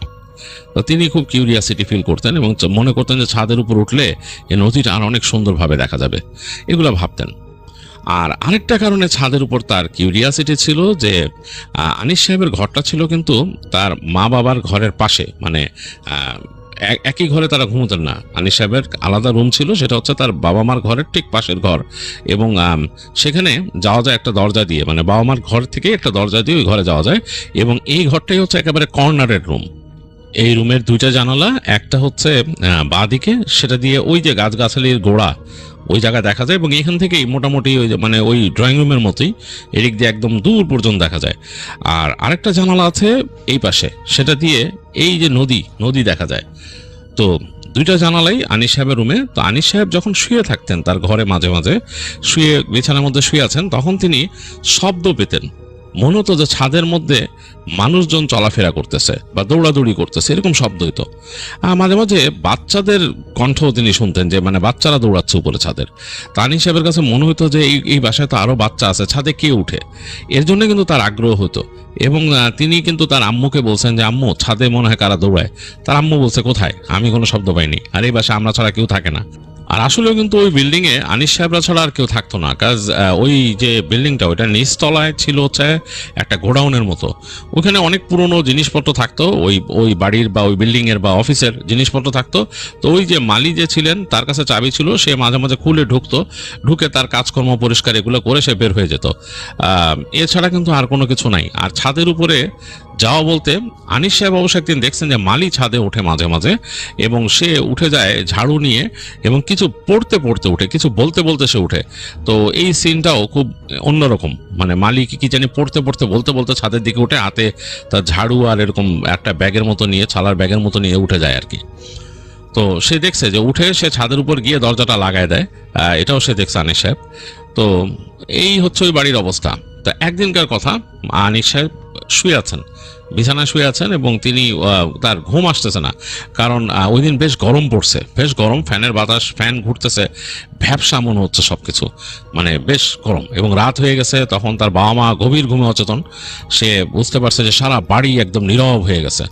তো আনিস সাহেবের ঘুম আসতেছে না, সে দেখতেছে যে তার যে এই পাশের জানলাটা, পায়ের কাছে যে জানলাটা, সেটা হালকা হালকা দুলতেছে ফ্যানের বাতাসে, আর ওই যখন দুলতেছে তখন একটু ফাঁক হচ্ছে, বাইরে একটু আলো এসে পড়তেছে, গাছের পাতাগুলো নড়তেছে, এগুলো দেখা যাচ্ছে। তো সে ওগুলো দেখতে দেখতে এক সময় তার কাছে খুব মানে অসহ্য লাগা শুরু করলো গরমে। আনিস সাহেব গেলেন, গিয়ে নদীর পাড়ের যে জানলাটা ওই পাশেটা ওইটা খুলে দিলেন। তিনি ভাবলেন যে খুলে দিলে একটু বাতাস আসলে যদি আমি মানে একটু ঠান্ডা লাগে, তো তিনি খুলে দিয়ে একটু পর্দা সরাই দিলেন। তো পর্দা সরাই দেওয়ার পর আসলেই এক ঝাঁক বাতাস ঢুকলো ঘরের মধ্যে। তো বাতাস ঢোকার পর আনিস সাহেবের কাছে বেশ ভালো লাগলো যে বাতাসটা অপেক্ষাকৃত ঠান্ডা। তো তিনি চিন্তা করলেন যে আমি এই পাশের জানলাটাও খুলে দিই, তাহলে একটা ক্রস ভেন্টিলেশন হবে। তো তিনি গিয়ে এই পাশের জানলাটাও খুলে দিলেন, পর্দাটা সরাই দিলেন। তো এই পাশে তাকায় দেখতেছেন তিনি যে আকাশে চাঁদ উঠছে এবং গাছের পাতাগুলো নড়তেছে, এবং আসলেই বাতাস এই পাশ থেকে ওই পাশে যাচ্ছে, এটা ঠান্ডা হয়ে গেছে। ঘরটার মধ্যে যে একটা গরম ছিল সেটা কমে গেছে। আনিস সাহেব ভাবতেছে যে আম্মু খামাখাই বলে জানলা খুলতে না, এটা কি, জানলা খোলা রেখে ঘুমাইলে কি সমস্যা, কি সুন্দর নদীর বাতাস। আর দূরে দেখা যাচ্ছে যে নদীর মধ্যে কিছু নৌকা, সেগুলোর মনে হয় হারিকেন বা কিছু জ্বালানো, সেগুলোর আলো জ্বলতেছে। তো বেশ ভালো লাগলো আনিস সাহেবের এই গভীর রাতে এখানে দাঁড়ায় থাকতে। এই সময় তিনি উপরে শুনতে পেলেন, মানে তার তার তার যে ছাদ, তার থেকে কিন্তু উপরেই কিন্তু তাদের ছাদ, মানে ওই ছাদ। তো ছাদের ওখান থেকে তিনি শব্দ পাচ্ছেন, মনে হচ্ছে কে জানি কথা বলতেছে এখান থেকে, মানে একটা মহিলার কণ্ঠে কথা বলতেছে।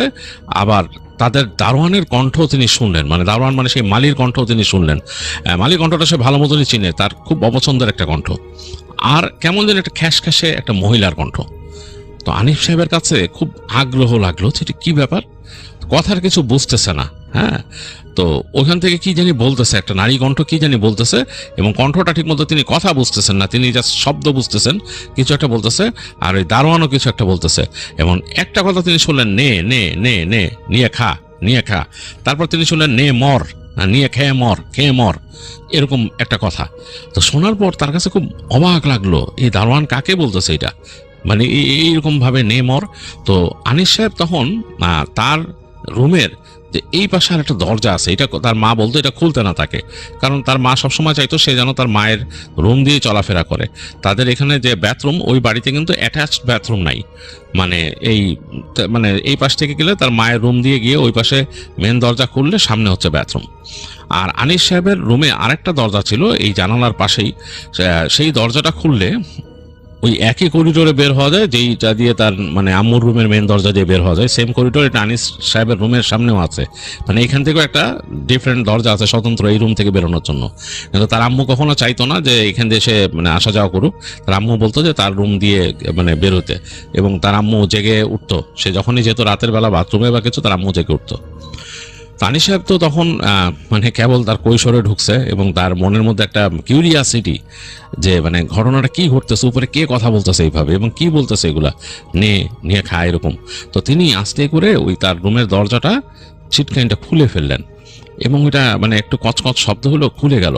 খোলার পর কিছুক্ষণ দাঁড়ায় রইলেন যে মানে তার আম্মু বা কেউ টের পাইছে কিনা।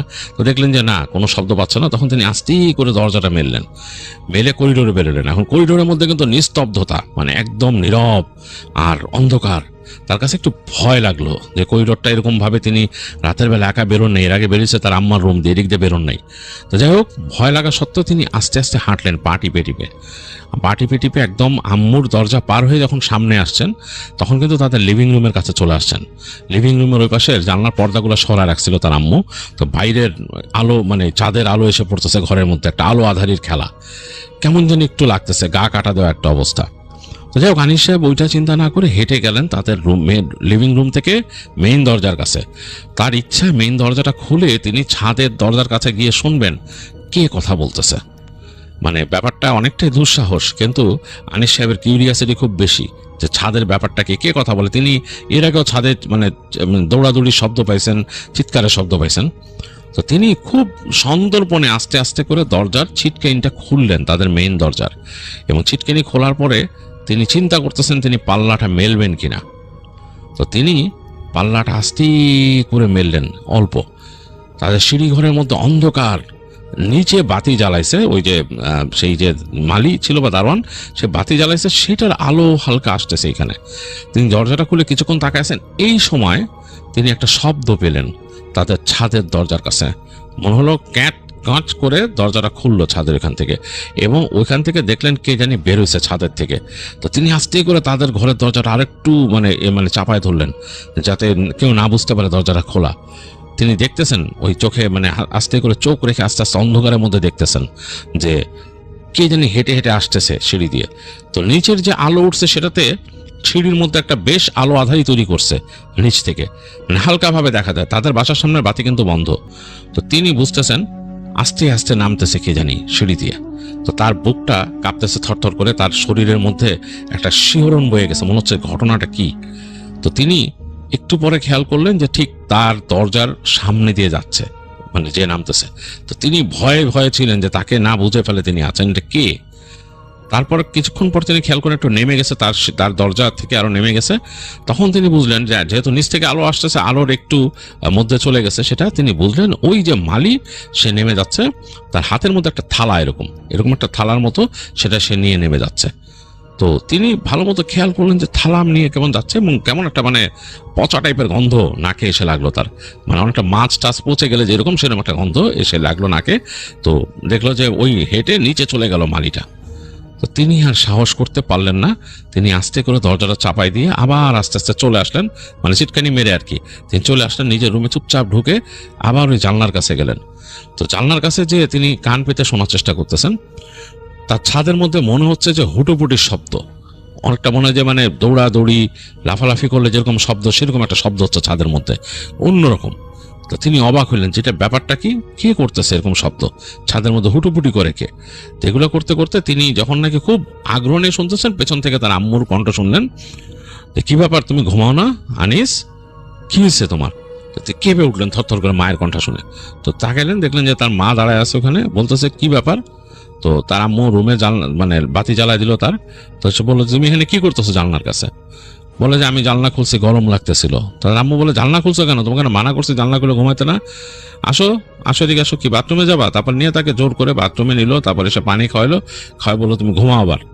তো তার আম্মু তো বসে থাকলো বিছানার পাশে, মাথায় হাত বুলাই দিল। তো আনিস সাহেব তখন বলতেছিল তার আম্মুকে যে আম্মু উপরে শব্দ হয় কিসের।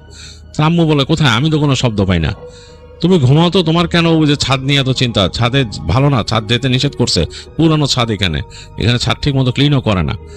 তো আনিস সাহেব আবার তো এগুলো বললেন না তার আম্মুকে, কারণ তিনি যে দেখছেন মালিক কি নিয়ে নামছে এখানে এসে। তো তিনি চুপচাপ শুয়ে থাকলেন। তো এক সময় তার ঘুম এসে গেল, তিনি ঘুমায় গেলেন। পরদিন এরকম দিনের বেলা তার ঘোরাফেরা করছেন, তার অন্য কিছু মনে নেই, এই সেই এভাবে করে এরকম দু একদিন চলে গেল। তো এরপরে একদিন আনিস সাহেব এরকম বল নিয়ে খেলে বাসায় উঠছেন। কেবল বাসায় উঠে তার খুব চেষ্টা পাইছে, তিনি দরজা খোলা রেখেই তিনি আর মানে দরজা লাগাইতে মনে নেই তার, দৌড় দিয়ে চলে গেলেন ঘরের ভিতরে, গিয়ে তাদের রেফ্রিজারেটর থেকে পানির বোতল বের করে তিনি গ্লাসে ঠান্ডা পানি খাচ্ছেন। তো যখন খাচ্ছেন তখন তিনি শব্দ পাইছেন তাদের দরজার সামনে, মনে হচ্ছে কেউ যাচ্ছে, খ্যাস খ্যাস খ্যাস খ্যাস করে যাচ্ছে। তো তিনি মানে বুঝলেন না যে কে যাচ্ছে, এবং গেলে তো উপরের দিকেই যাবে, মানে নিচে তো আর যাবে না, অথবা তাদের বাসায় ঢুকবে। তো তিনি চিন্তা করলেন কে ছাদের দিকে যাচ্ছে খুব আগ্রহে। তখন কিন্তু দুপুর, ভর দুপুর। তিনি দৌড় দিয়ে দরজার কাছে আসলেন, এসে দেখলেন যে দরজা তো অর্ধেক ভেজানো, মানে দরজাটা কিন্তু তিনি খোলা রেখে গেছিলেন, ওইটা মানে এমনি প্রেসারে যেমন আস্তে আস্তে একটু এদিকে এসে যায় সেরকম এসে গেছে। তো তিনি হাত দিয়ে না ধরে আস্তেই করে তাকালেন এরকম দরজা দিয়ে। তো সিঁড়িঘর যথারীতি অন্ধকার, তার বাসার সামনে বাতি জ্বালানো নাই যেহেতু দুপুরবেলা। তো উপরে তাকায় দেখতেছেন যে ছাদের দরজাটা কেউ লাগাচ্ছে আর কি, ক্যাঁচ করে লাগাচ্ছে, মানে আলো বাইরে ছিল, সেটা আলো এসে পড়ছিল উপরের দিকে, ওই আলোটা কমে গেল, আবার দরজাটা লাগাই দিল কেউ। তো তিনি বোঝার চেষ্টা করলেন যে এটা কে এরকম গেল ছাদে। তো খুব সাহস সঞ্চার করে তিনি আস্তে আস্তে সিঁড়ি ঘরে পা রাখলেন, রেখে পা টিপে টিপে উপরে উঠতেছেন, এবং তিনি শব্দ পাচ্ছেন ছাদ ঝাড়ু দিচ্ছে কেউ, সরাত সরাত করে শব্দ হচ্ছে, ছাদ ঝাড়ু দিচ্ছে। তো তিনি চিন্তা করলেন মনে হয় মালি ছাদে উঠছে। তো যদি দরজা খোলা পান তিনি ঢুকে যাবেন, ঢুকে যেয়ে দেখবেন কি অবস্থা, এই চিন্তা করতেছেন। তো ওরকম আর কিছু দেখতেছেন না তিনি আস্তে আস্তে হেঁটে একেবারে উপরে উঠে গেলেন। ছাদে শব্দ হচ্ছে, সনাত সনাত সনাত সনাত ঝাড়ুর শব্দ হচ্ছে, এবং তিনি দেখলেন যে ওই ছাদের দরজাটা লাগানো না, ভেজানো। তো খুব চিন্তা করলেন যে একবার উকি দিবেন ভেতরে, মানে তার খুব শখ হলো যে মানে ওই দরজাটা খুলে তিনি ভেতরে উকি দিবেন, কিন্তু সাহস সঞ্চার করতে পারলেন না।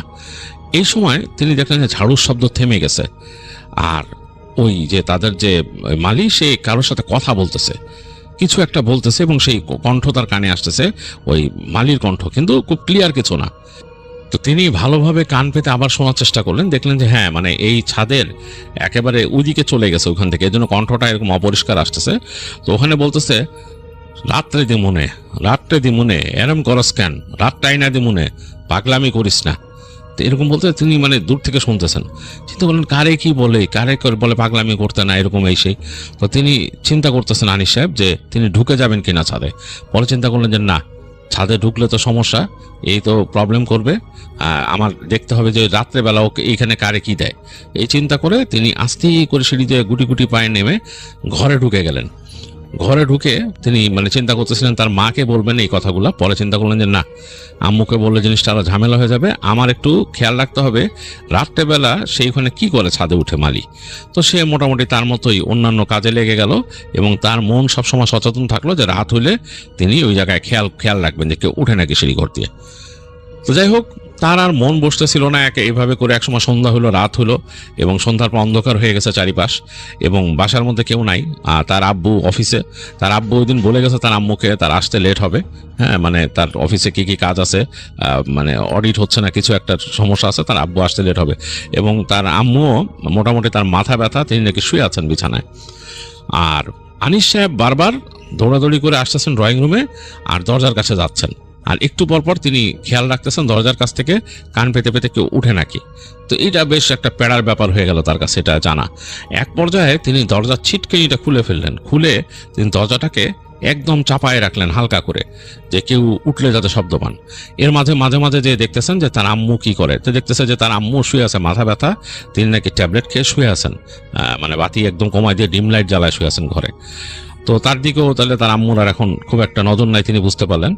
তিনি একেবারে দরজার কাছেই বসে আছেন, এবং তিনি এক পর্যায়ে লিভিং রুমের বাতিটাও নিভাই দিলেন, যাতে কেউ যদি এখান থেকে উঠে তিনি একদমই বুঝতে পারেন এরকম। আর শুধু ডাইনিং স্পেসের বাতিটা জ্বলতেছে।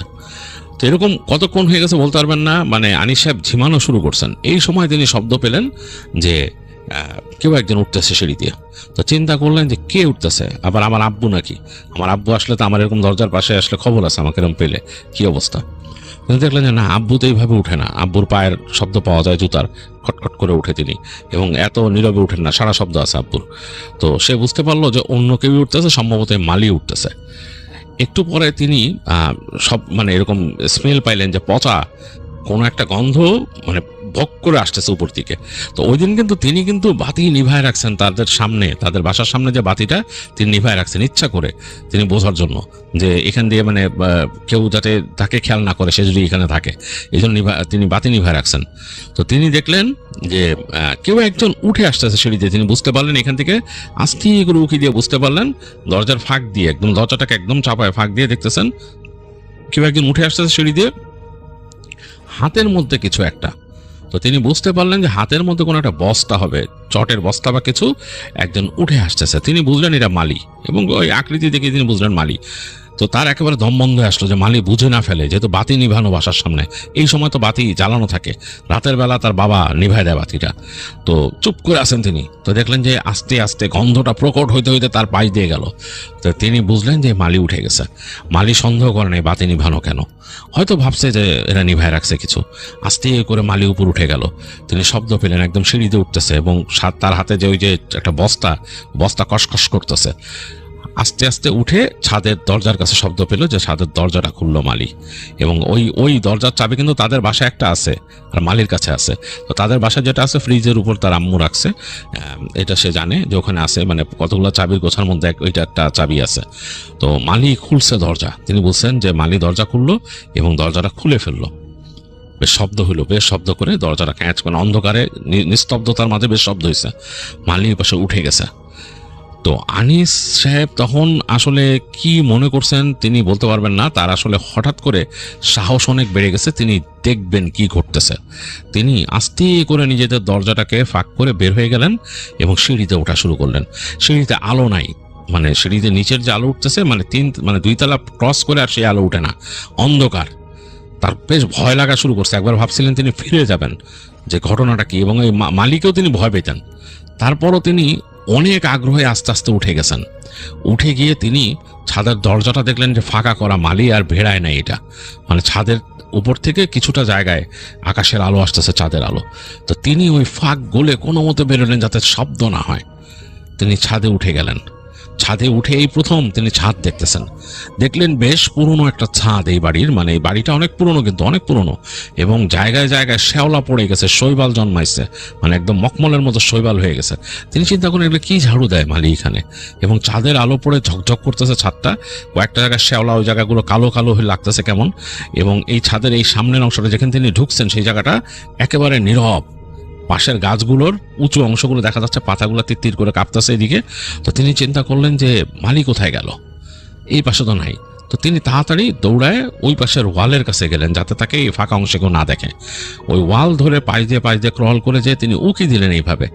দেখলেন যে না, পাশের যে অংশটা ওই পাশে মালি দাঁড়ায় আছে। ওইখানে ওই পাশে ছাদের উপর একটা বাথরুমের মতো আছে, এরকম বাথরুম বা কিছু একটা রুমের মতো, হ্যাঁ, ওইখানে মালি দাঁড়ায় আছে, তার হাতে একটা বস্তার মতো, এবং মালি ওই বস্তার মধ্যে থেকে হাত দিয়ে কি একটা বের করলো, এবং গন্ধ আসতেছে, বেশ পচা গন্ধ। যেন মালি একটা কি জানি বের করলো। তো তিনি বুঝতে পারলেন কিছু একটা বের করে আনছে, এবং পরবর্তীতে তিনি চাঁদের আলোতে দেখলেন একটা গরুর মাথা। গরুর মাথা, এটা পচে গেছে মনে হয়, মানে কোথা থেকে পাইছে, হয়তো পচে গেছে কিছু। ওইটা নিয়ে ওখানে রাখলেন মালি। রেখে তিনি ওই ছালাটাকে সরায় রাখলেন, সরায় রেখে ওই পাশেই সরায় রেখে মালি সোজা হাঁটা দিলেন এদিকে, এবং গরু মাথাটা ওখানে রেখে দিয়েছেন। আর কোনো কথা নাই, হেঁটে আসতেছে এদিকে। তো তখন আনিস সাহেব বুঝলেন যে আরে মানিক তো এদিকে আসতেছে, কি করবো। ডাইনে বামে তাকাইতে তাকাইতে খেয়াল করে দেখলেন যে দেয়ালের ভাঁজে এই পাশে সরে থাকলে তাকে দেখবে না মালি। তো তিনি তো ছোট মানুষ, দ্রুত মানে খালি পায়ে ছিলেন, দৌড় দিয়ে পাশে এসে ওই ফাঁকে সেটে গেলেন, সেটে গিয়ে লুকাই নিলেন। এবং তখন দেখলেন যে মালিক আস্তে আস্তে হেঁটে এই পাশে ছাদে আসলো, এসে আস্তে করে দরজাটা খুলে বের হয়ে গেল। তো সবচেয়ে ভয়ঙ্কর ব্যাপার হচ্ছে যে মালি ছাদের যে তালাটা, ওই তালাটা খটাং করে লাগিয়ে দিলেন বাইরে দিয়ে। ওই তালা লাগানোর শব্দে তো আসলে আত্মা উড়ে গেল, মানে আনিস সাহেবের মানে আর কোনো মানে ভয়ে, মানে তিনি একেবারে নিজের মানে মুখ শুকায় তিনি ঢোক গিলতে পারতেছেন না ভয়ে, যে তালা মেরে দিয়ে, এবং মালি যে নেমে যাচ্ছে শব্দ পাচ্ছেন তিনি এখান থেকে। তিনি চিন্তা করলেন কি ঘটতেছে, আমার তালা মেরে দিয়ে গেল ছাদের মধ্যে। তারপর তিনি চিন্তা করলেন যে ওখানে কি হয়েছে, ওখানে কি রাখলো, মাথাটা কি জন্য রাখছে ওইখানে। তিনি এইবার তার আবার ওই আগ্রহ হলো। তো তিনি এবার চিন্তা করলেন যে এই ছাদ থেকে যে নামতে যে আমি কিভাবে নামতে পারি। তিনি উকি দিয়ে দেখতেছেন ছাদ কিন্তু অনেক উঁচা, দোতলা হলেও অনেক উঁচা, ওনার পুরনো বিল্ডিং, ছাদ অনেক উঁচা। তো তিনি তাকায় দেখতেছেন এদিক থেকে, তো দেখলেন যে খুব একটা উপায় নাই। একটা উপায় তিনি দেখছেন, এই পাশে নারকেল গাছ আছে, নারকেল গাছটা তিনি বেড়া পাবেন। তিনি যদি নারকেল গাছ জড়ায় ধরে আস্তে আস্তে ছেড়ে ছেড়ে নামেন, তিনি এইসবে আবার মোটামুটি অভ্যস্ত বেশ। আনিস সাহেব কিন্তু এগুলো করতো আগে। তারা আগে যেখানে পোস্টিং ছিল সেখানে পাশে নারকেল গাছ ছিল, সুপারি গাছ ছিল। তো ওখান থেকে এরকম করে তারা এরকম উপরে উঠে তারপর লাভ দিত পানিতে। তো তিনি চিন্তা করছেন যে ছাদ থেকে দরকার আমি নেমে যাব নিচে, এরকম পিছলা খেয়ে নেমে যাব, ধরে নারকেল গাছ ধরে পিছলায় নেমে যাব আমি, এই চিন্তা করছেন। যাক, কারণ এখন তো এখান থেকে কিভাবে তিনি কাউকে জাগাবেন। আর একটা আছে, জোরে জোরে চিৎকার করলো এই পাশে দেয়ালের কাছে গেলে তার আম্মুর রুমের জানলার কাছে যদি শব্দ শুনে তার আম্মু আসবে, তো সেই ক্ষেত্রে আবার তো খবর আছে পিটুনির। তো যাই হোক, তিনি এই দুইটা চিন্তা করে তিনি আস্তে আস্তে হেঁটে গেলেন আবার সেই ছাদে, এই পাশের ছাদে গিয়ে তিনি বোঝার চেষ্টা করতেছেন যে ওইখানে কেন মাথাটা রাখলো দারোয়ান। তো আস্তে আস্তে তিনি চলে গেলেন এই পাশের অংশে দেখার জন্য। দেখলেন যে ওইখানে মাথাটা পড়ে আছে, কেউ নাই। ওই যে ছালার ব্যাগটা ওই পাশে রেখে দিচ্ছে, ওইটা ওখানেই আছে। আর বাতাসের সাথে একটা দুর্গন্ধ, মানে পচা মাংস, পচা দুর্গন্ধ আসতেছে। তো তিনি দেখছেন অনেকক্ষণ পড়ে আছে, কেউ নাই। তো তিনি আস্তে আস্তে হাঁটা ধরলেন ওই পাশে ছাদে যাওয়ার জন্য, যে মানে ব্যাপারটা কি দেখবেন তিনি। ওই ঘরটার সামনে কেন রাখছে, একটা ছোট ঘর। অনেকখানি এগোয়ে গেছেন আনিস সাহেব, এবং তখন তিনি হঠাৎ করে শব্দ পেলেন, কেমন জানি খসখস খসখস করে শব্দ হচ্ছে, অ্যাজ ইফ যদি কোনো কিছু মাটির সাথে ঘষতে থাকে, এরকম একটা শব্দ। তিনি চিন্তা করলেন কি এটা কি। তারপর তিনি দেখলেন যে ওই যে ঘরটার সামনে দিয়ে মনে হলো কেউ হামাগুড়ি দিয়ে বেরোচ্ছে, মানে হামাগুড়ি দিয়ে যদি কোনো মানুষ বেরোয় এরকম, কিন্তু এটা একটা মেয়ে মানুষ, কারণ চুলগুলা সামনের দিকে, সব মাথার চুলগুলা সামনের দিকে, মানে দুই পাশে পড়ে আছে, এবং হামাগুড়ি দিয়ে বেরোচ্ছে। একটা শাড়ি পরা মহিলা, মনে হচ্ছে শাড়িটা বেশ লাইট কালারের একটা শাড়ি, লাইট কালারের শাড়ি, গ্রামের মহিলারা যেরকম শাড়ি পরে সেরকম হামাগুড়ি দিয়ে বেরোচ্ছে এরকম। তিনি দেখলেন যে ওই মহিলাটা হামাগুড়ি দিয়ে বের হয়ে রুম থেকে আসলো এবং মাথাটা উপর দিকে তুললো। তিনি অবাক হয়ে খেয়াল করলেন যে মহিলাটার চোখ মুখ কিছু নাই, ওই জায়গাটা মনে হচ্ছে একটা চামড়া, স্রেফ একটা চামড়া দিয়ে ঢাকা পুরা মুখটা, কোনো চোখ মুখ কিছু নাই, অনেকটা পুতুল যেরকম বানানো থাকে সেরকম, কিচ্ছু দেখা যায় না ওরকম। এবং মাথাটা উঁচু করে যে দাঁড়াইছে মনে হচ্ছে একদম আনিস সাহেবের দিকে তাকায় আছে, এরকম একটা অবস্থা। আনিস সাহেব প্রচন্ড ভয় পেয়েছেন, আসলে ভয়ে তার আত্মা উড়ে গেছে, তিনি কিছু চিন্তা করতে পারছেন। এই সময় তিনি খেয়াল করলেন ওই যে মহিলাটা সে ওখান থেকে ক্রল করে এই দিকে আসা শুরু করলো এবং ক্রলিংটা খুব ফাস্ট, অনেকটা টিকটিকির মতো, টিকটিকি যেরকম আসে। আনিস সাহেব ঘুরে দৌড় দিচ্ছেন, মানে তিনি বুঝতে পারছেন তার দিকে আসতেছে ওইটা, এবং তিনি শব্দ পাচ্ছেন ক্রলিং এর, মানে রাতের বেলা ছাদের উপর ক্রল করে যে আসতেছে খস খস খস খস শব্দ, এবং তার দিকে আসতেছে, এবং সেই শব্দটা বেশ ওজনদার, মানে একটা মানুষ ক্রল করলে যেরকম সেরকম। তিনি ঝেড়ে দৌড় দিলেন, তার কোনো মানে সেন্স নাই, তিনি দৌড় দিয়ে যে আগে ছাদের দরজাটা প্রচন্ড জোরে কিল মারলেন তিনি দরজার মধ্যে, আম্মু আম্মু বলে চিৎকার করলেন, আম্মু দরজা খুলো, আম্মু আমারে নিয়ে যাও, এরকম করে চিৎকার করে দরজা খুললো। তিনি দেখতেছেন যে ওইটা ওই ছাদ থেকে দ্রুত চলে আসতেছে এই পর্যন্ত। তিনি দৌড় দিলেন ওখান থেকে, আবার দৌড় দিয়ে যে তিনি ওই বাউন্ডারি ওয়ালের উপর উঠে লাফ দিয়ে পড়লেন সে নারকেল গাছের উপরে। নারকেল গাছের উপরে পড়ে তিনি ওই সময় প্রচন্ড ব্যথা পাইছেন, কারণ যে তিনি লাফ দিয়েছেন, লাফ দিয়ে ধরছেন নারকেল গাছটা, প্রচন্ড ব্যথা পাইছেন, তার বুক বাড়ি খেয়েছে নারকেল গাছে। তারপর তিনি হাত লুজ করে সরসর করে নিচে নামা শুরু করলেন, হাত ছিলে গেল, তার পাও ছিলে গেল, তার বুকের মধ্যে ঘষা লেগে ছিলে গেল, কিন্তু খুব দ্রুত সে ফাস্ট নেমে ধাপ করে মাটিতে পড়লেন, মানে খুব দ্রুত যে মাটিতে পড়লেন।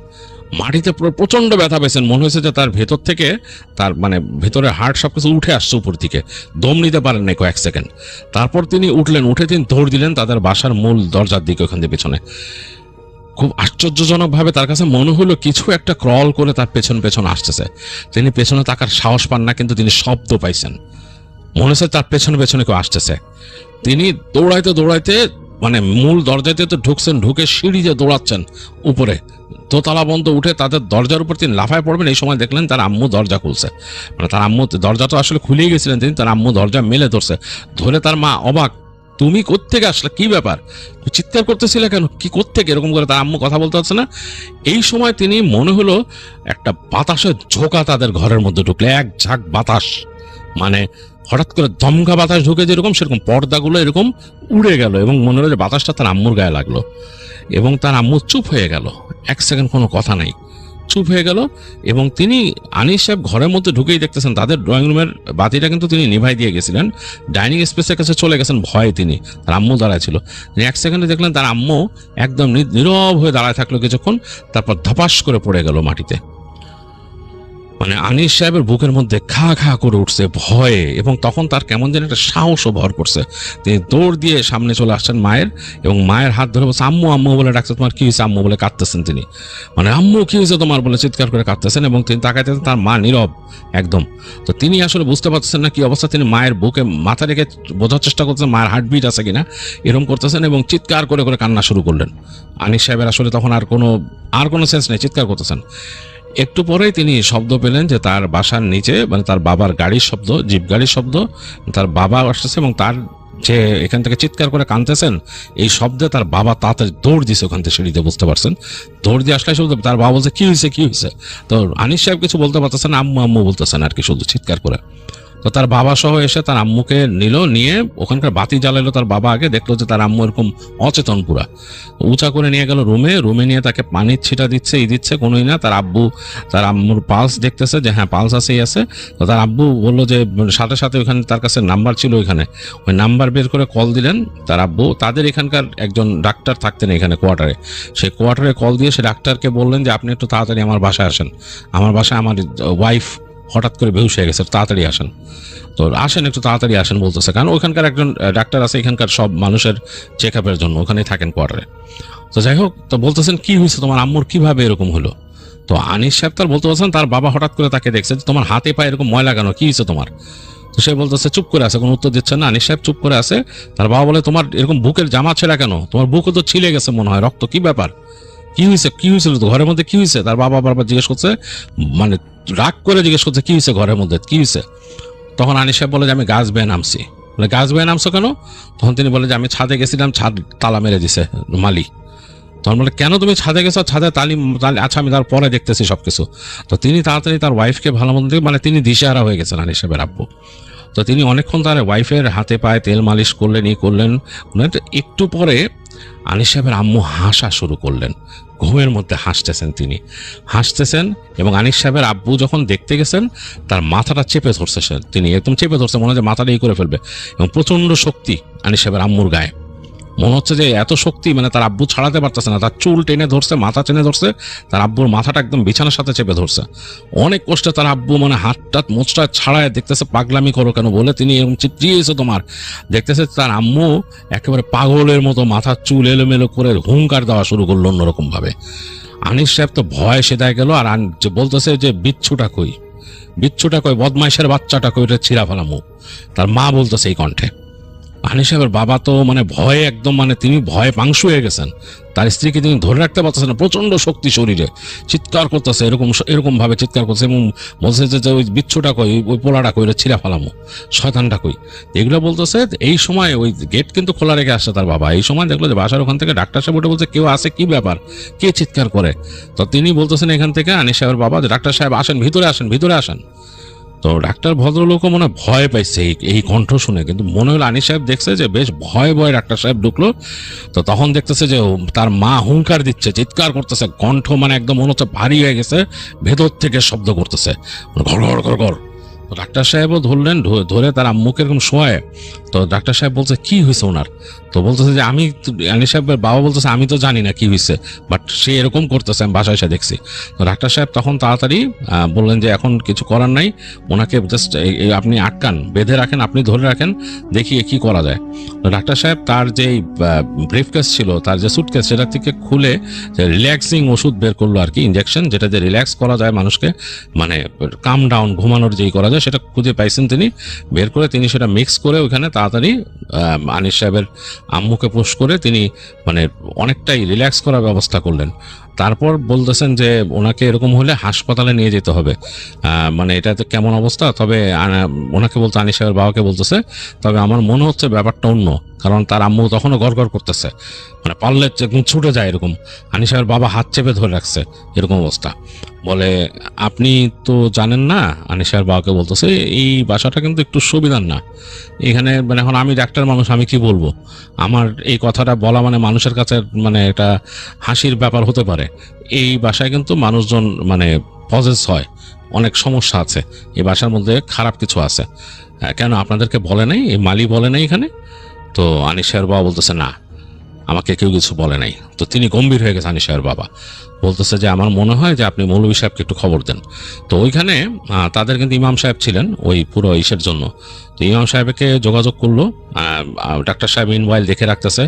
আনিস সাহেবের মানে মার হাত কিন্তু তাড়াতাড়ি তারই একটা দিয়ে ওন্না দিয়ে বেঁধে রাখছে তার বাবা, যাতে তিনি ছুটতে না পারেন, কারণ তিনি একদম হয়ে যেতেছেন, ফেরোসাস হয়ে যাচ্ছেন। এবং তিনি যখন চোখ মেলতেছেন তার মানে চোখের মনি উল্টায় যাচ্ছে, চুলগুলো অন্যরকম মানে মাথা নাড়তেছে, এরকম করতেছে, মানে খুব মানে অন্যরকম। আনিস সাহেব কখনো কল্পনায় চিন্তা করতে পারে না তার আম্মু এরকম হয়েছিল। যাক, মৌলভী সাহেবকে খবর দেওয়া হলো, তিনি আসলেন। এসে তিনি ঢোকার পরপরই তিনি দোয়া পড়া শুরু করলেন এবং তিনি দেখা গেল জোরে জোরে উচ্চ স্বরে দোয়া পড়তেছেন, কারণ তিনি বুঝতে পারছেন কোনো কিছু একটা প্রেজেন্স। দোয়া পড়তে পড়তে দেখলো যে আনিস সাহেবের আম্মু উঠে বসলো, উঠে বসে তার জিভটা বের করে জিভটা বাঁ দিকে করে ফেললো, পুরা একদম বাঁকায়, এবং ভেঙচি কাটার মতো করে মৌলভী সাহেবের দিকে তাকায় থাকলো। মৌলভী সাহেব মানে তখন বলতেছে জোরে জোরে, মানে শুনতেছে আনিস সাহেব যে তুই অনেকদিন ধরে এখানে আসিস, তুই মানুষকে এইভাবে ধরিস না, আজকে মানুষকে কেন ধরলি? তুই অনেকদিন ধরে তুই ধরিস নাই, তোর কথা সব সময় শুনি, কিন্তু তুই মানুষকে ধরিস, আজকে মানুষকে ধরলি কেন তুই? তো ওই কিছু বলতেছে না, শুধু জিব্বাটা এরকম বাঁকায় মাথা এরকম ঘুরায় ফেলতেছে। তো তখন ডাক্তার সাহেবকে বললো মৌলভী সাহেব যে ওনার মাথাটা শক্ত করে ধরেন, ও কিন্তু চেষ্টা করতেছে ঘাটটাকে করতে আর কি, ভেঙে ফেলতে, মানে ঘাড় ভেঙে দিবে এরকম চেষ্টা করতে। ডাক্তার সাহেব শক্ত করে ধরলেন, আনিস সাহেবের বাবা শক্ত করে ধরলেন, মৌলভী সাহেব তখন ওখানে বসে রুকাইয়া করা শুরু করলেন। এবং সে যে একটা ঝড়ের মতো অবস্থা হলো বলার মতো না। আনিস সাহেব ভয়ে তার চোখ দিয়ে টপ টপ করে পানি পড়তেছিল। অনেকক্ষণ পর মৌলভী সাহেব মানে তিনি বিশেষ কিছু কিছু আমল করলেন, করে তখন দেখলো যে ঠাস করে আনিস সাহেবের আম্মু পড়ে গেল। এবং তখন দেখলো যে হ্যাঁ, মানে বললো যে ওনার দেখেন, মানে ওনার আছে নাকি, হার্টবিট কেমন, কি অবস্থা, পালস কেমন অবস্থা। তো দেখলো ডাক্তার সাহেব, তখন প্রেশার টেশার মাপলো, প্রেশার অনেক লো হয়ে গেছে এখন, এবং মোটামুটি তিনি হয়েছে। তো রিল্যাক্স, তো আগে ওনাকে একটা ইঞ্জেকশন দিছিল রিল্যাক্স করার জন্য। তো তারপর ওই অবস্থায় রাখা হলো অনেকক্ষণ। ইমাম সাহেব অনেকক্ষণ দোয়া দরুদ পড়লেন, পড়লেন। আর ইমাম সাহেব খুব রেগে গেলেন, বললেন মালিককে ধরে এনে পিটানি দেন, ওখানে বেঁধে পিটাবেন কালকে। ও হইলো একটা বদমাইশের মানে আড্ডি, হইলো দুনিয়ার বাজি, ও হইলো এই জিনিসপত্র এখানে জিয়ায় রাখছে। ইমাম সাহেব খুব রাগ করছেন, করে বসে ওকে ধরে নিয়ে আসেন মালিকে। তো ওই সময় আর তো কিছু করা হলো না। তো পরদিন এইভাবে এরকম করে, মানে ওই দিন সারা রাত এরকম কাটলো। ইমাম সাহেব ওই বাসায় ছিলেন, ডাক্তারও ছিলেন তখন, ডাক্তার সাহেবও যান নাই। আর তো প্রচণ্ড ভয়। এর মাঝে তার বাবা, আনিস সাহেবের বাবা, আনিস সাহেবকে নিয়ে ওই ধোয়ায় টোয়ায় দিয়েছে, বলছে যে কি হয়েছিল তুমি সব বলবো আমাকে। তো আনিস সাহেবও তখন সব বল ইমাম সাহেবের কাছে, ঈশের সামনে। তো শুনে তো ইমাম সাহেব আরও রাগ করেন, প্রচণ্ড রাগ করেন, বলে যে এই জায়গা সম্বন্ধে আমি শুনতেছি আসার পর থেকে যে এইখানে সমস্যা আছে, আর এই মালি বদমাইশ এইটাকে জিয়ায় রাখছে এখানে। তো কালকে ওর বিহিত করবেন কালকে। আর আনিস সাহেবের বাবা খুব রাগ করছিল আনিস সাহেবের উপরে। তো তখন মৌলভী সাহেব বললেন যে না, ছেলের উপর রাগ করেন না, ছেলে তো ছোট মানুষ, ওর তো আগ্রহ হইতেই পারে।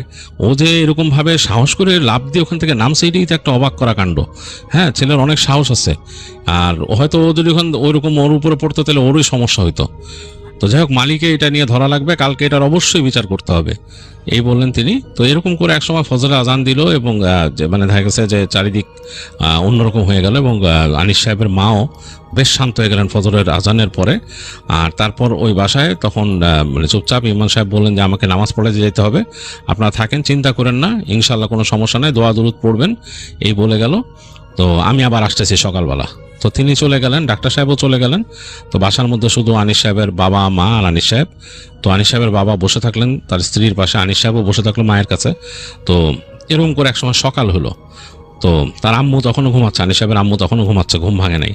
তো একটু পরে দেখা গেল যে তাদের বাড়ির ওই যে মহিলাটা আসলো, যে কাজ করে, সে আসার পরে সে জিজ্ঞেস করলো কি ব্যাপার, কি হয়েছে। তো আনিস সাহেবের বাবা বললেন এরকম এরকম ঘটনা। তিনি বললেন যে আমিও তো জানি বাড়িতে তো ভূত আছে, আর আপনাদেরকে বলিনি, আপনারা ভয় পাইবেন। আর ওই যে ওই মালি, সে তো এগুলার মানে এক নম্বরে দুষ্ট।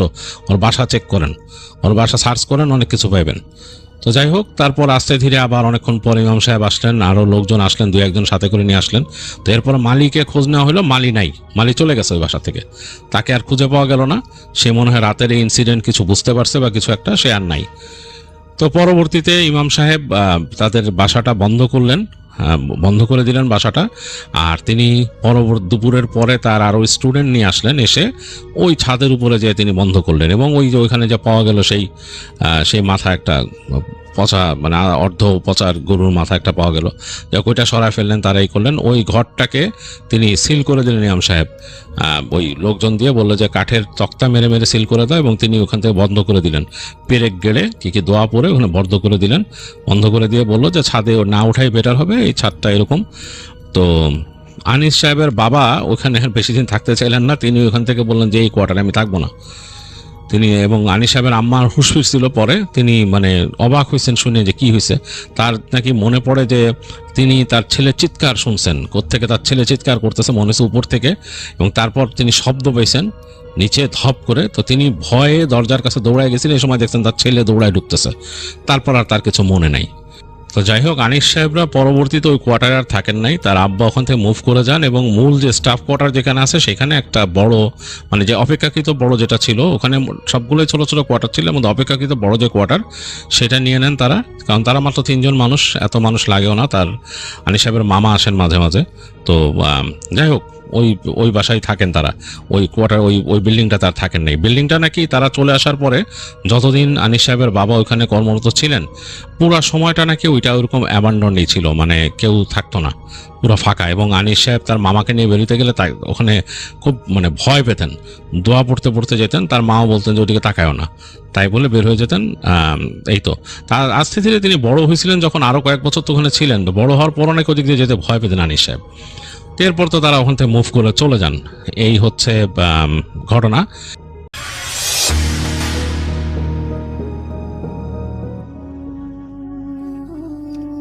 শুভরাত বন্ধুরা। ভূত FM এর রহস্যবাদী যারা আছেন তাদেরকে বলছি, রাত যতই গভীর হচ্ছে চারপাশের নীরবতা যেন ততটাই ভারী হয়ে উঠছে। আজকে আমি আপনাদের শোনাবো উত্তরবঙ্গের এক প্রত্যন্ত অঞ্চলের এমন একটা সত্য ঘটনা, যা শোনার পর অন্ধকারে একা থাকতে আপনার বুক কেঁপে উঠবে। এই ঘটনাটি আমাদের কাছে লিখে পাঠিয়েছেন তানভীর ভাই ছদ্মনাম, যিনি নীলফামারী জেলার সৈয়দপুরের একটি পাট কলে অ্যাকাউন্ট সেকশনে অফিসার হিসেবে কর্মরত ছিলেন। 2017 সালের এক কনকনে শীতের রাতে তার সাথে ঘটে যাওয়া সেই ভয়ঙ্কর অভিজ্ঞতা আজকে আমি আপনাদের সামনে তুলে ধরেছি। তো সবাই তৈরি তো? চলুন তবে প্রবেশ করা যাক আজকের সেই অন্ধকার সুড়ঙ্গে। এই ঘটনা 2017 সালের ডিসেম্বর মাসের। আমি তখন নতুন নীলফামারী জেলার সৈয়দপুরে জয়েন করেছি। যেহেতু আমি বাইরে থেকে গিয়েছিলাম, তাই থাকার জন্য একটা ভালো বাসা খুঁজছিলাম। অফিসের এক বড় ভাই আমাকে রেলওয়ে স্টেশনের কিছুটা দূরে লোকোমোটিভ কারখানার কাছাকাছি একটা পুরনো ব্রিটিশ আমলের কোয়ার্টার সাজেস্ট করলেন। কোয়ার্টারটা বেশ বড় ছিল, সামনে একটা বিশাল পুরনো করে গাছ আর পেছনে একটু জঙ্গল। সবচেয়ে বড় কথা ছিল সেখানে ভাড়া ছিল খুবই কম। এখন নতুনেরা যা হয় আর কি, সস্তায় এত বড় বাড়ি পেয়ে আমি আর কোনো কিছু না ভেবেই ওখানেই ওঠার সিদ্ধান্ত নিলাম। বাড়িটায় আমি একাই থাকতাম। প্রথমে এক সপ্তাহে বেশ শান্তিতে কাটলো, কিন্তু বিপত্তি ঘটনা ঘটল ডিসেম্বরের 9 তারিখে। সেদিন নীলফামারীতে মারাত্মক শীত, সাথে ঘন কুয়াশা। রাত তখন আনুমানিক 2টা। আমি ল্যাপটপে অফিসের কিছু কাজ করছিলাম। হঠাৎ করে আমার ঘরের বারান্দায় কাঠের দরজাটায় কেউ নক করলো। খটখট শব্দও হলো, খুব ধীর কিন্তু স্পষ্ট শব্দ। আমি একটু অবাক হলাম যে এত রাতে ঘন কুয়াশার মধ্যে পেছনের বারান্দায় কে আসবে, কারণ পেছনের দিকটা একদম জঙ্গল আর কাটা তারের বেড়ায় দিয়ে ঘেরা ছিল। চোর ছেচর ভেবে আমি লাঠি হাতে নিয়ে দরজার কাছে গেলাম এবং আমি জোরে জিজ্ঞাসা করলাম, কে ওখানে? কিন্তু কোনো উত্তর নেই। দরজাটা খুলতেই বাইরের কনকনে ঠান্ডা বাতাস আমার মুখে এসে লাগলো, কিন্তু বারান্দায় কেউ ছিল না। কুয়াশায় দুই হাত দূরে জিনিসও দেখা যাচ্ছে না স্পষ্টভাবে। মনের ভুল ভেবে দরজা লক করে আমি আবারও এসে ঘুমানোর প্রস্তুতি নিলাম। ঠিক বিছানায় গা এলিয়ে দেওয়ার পরই আমার খাটের ঠিক উপরে সিলিং ফ্যানটা একাই ঘুরতে শুরু করলো, অথচ ঘরের মেন সুইচ বন্ধ ছিল এবং পুরো এলাকায় তখন লোডশেডিং চলছিল। আমি ভয়ে বিছানায় উঠে বসলাম। তখনই ঘরের ভেতরের বাতাসটা কেমন যেন ভারী আর স্যাঁতস্যাঁতে হয়ে উঠল। পচা নর্দমার মতো একটা তীব্র গন্ধ পুরো ঘরে ছড়িয়ে পড়ল। হঠাৎ মনে হলো আমার কানের ঠিক পিছনে কেউ একজন খুব জোরে লম্বা শ্বাস ফেলল। আমি চমকে পিছনে ফিরতে যা দেখলাম, তা দেখার জন্য আমি মোটেও প্রস্তুত ছিলাম না। আমার হৃৎপিণ্ডটা যেন একদম থমকে গেল। আমার ঘরের দেয়ালে আমার নিজের যে ছায়াটা পড়ছিল, সে ছায়ার ঠিক পাশেই আরেকটি কুচকুচে কালো দীর্ঘ ছায়া দাঁড়িয়ে আছে।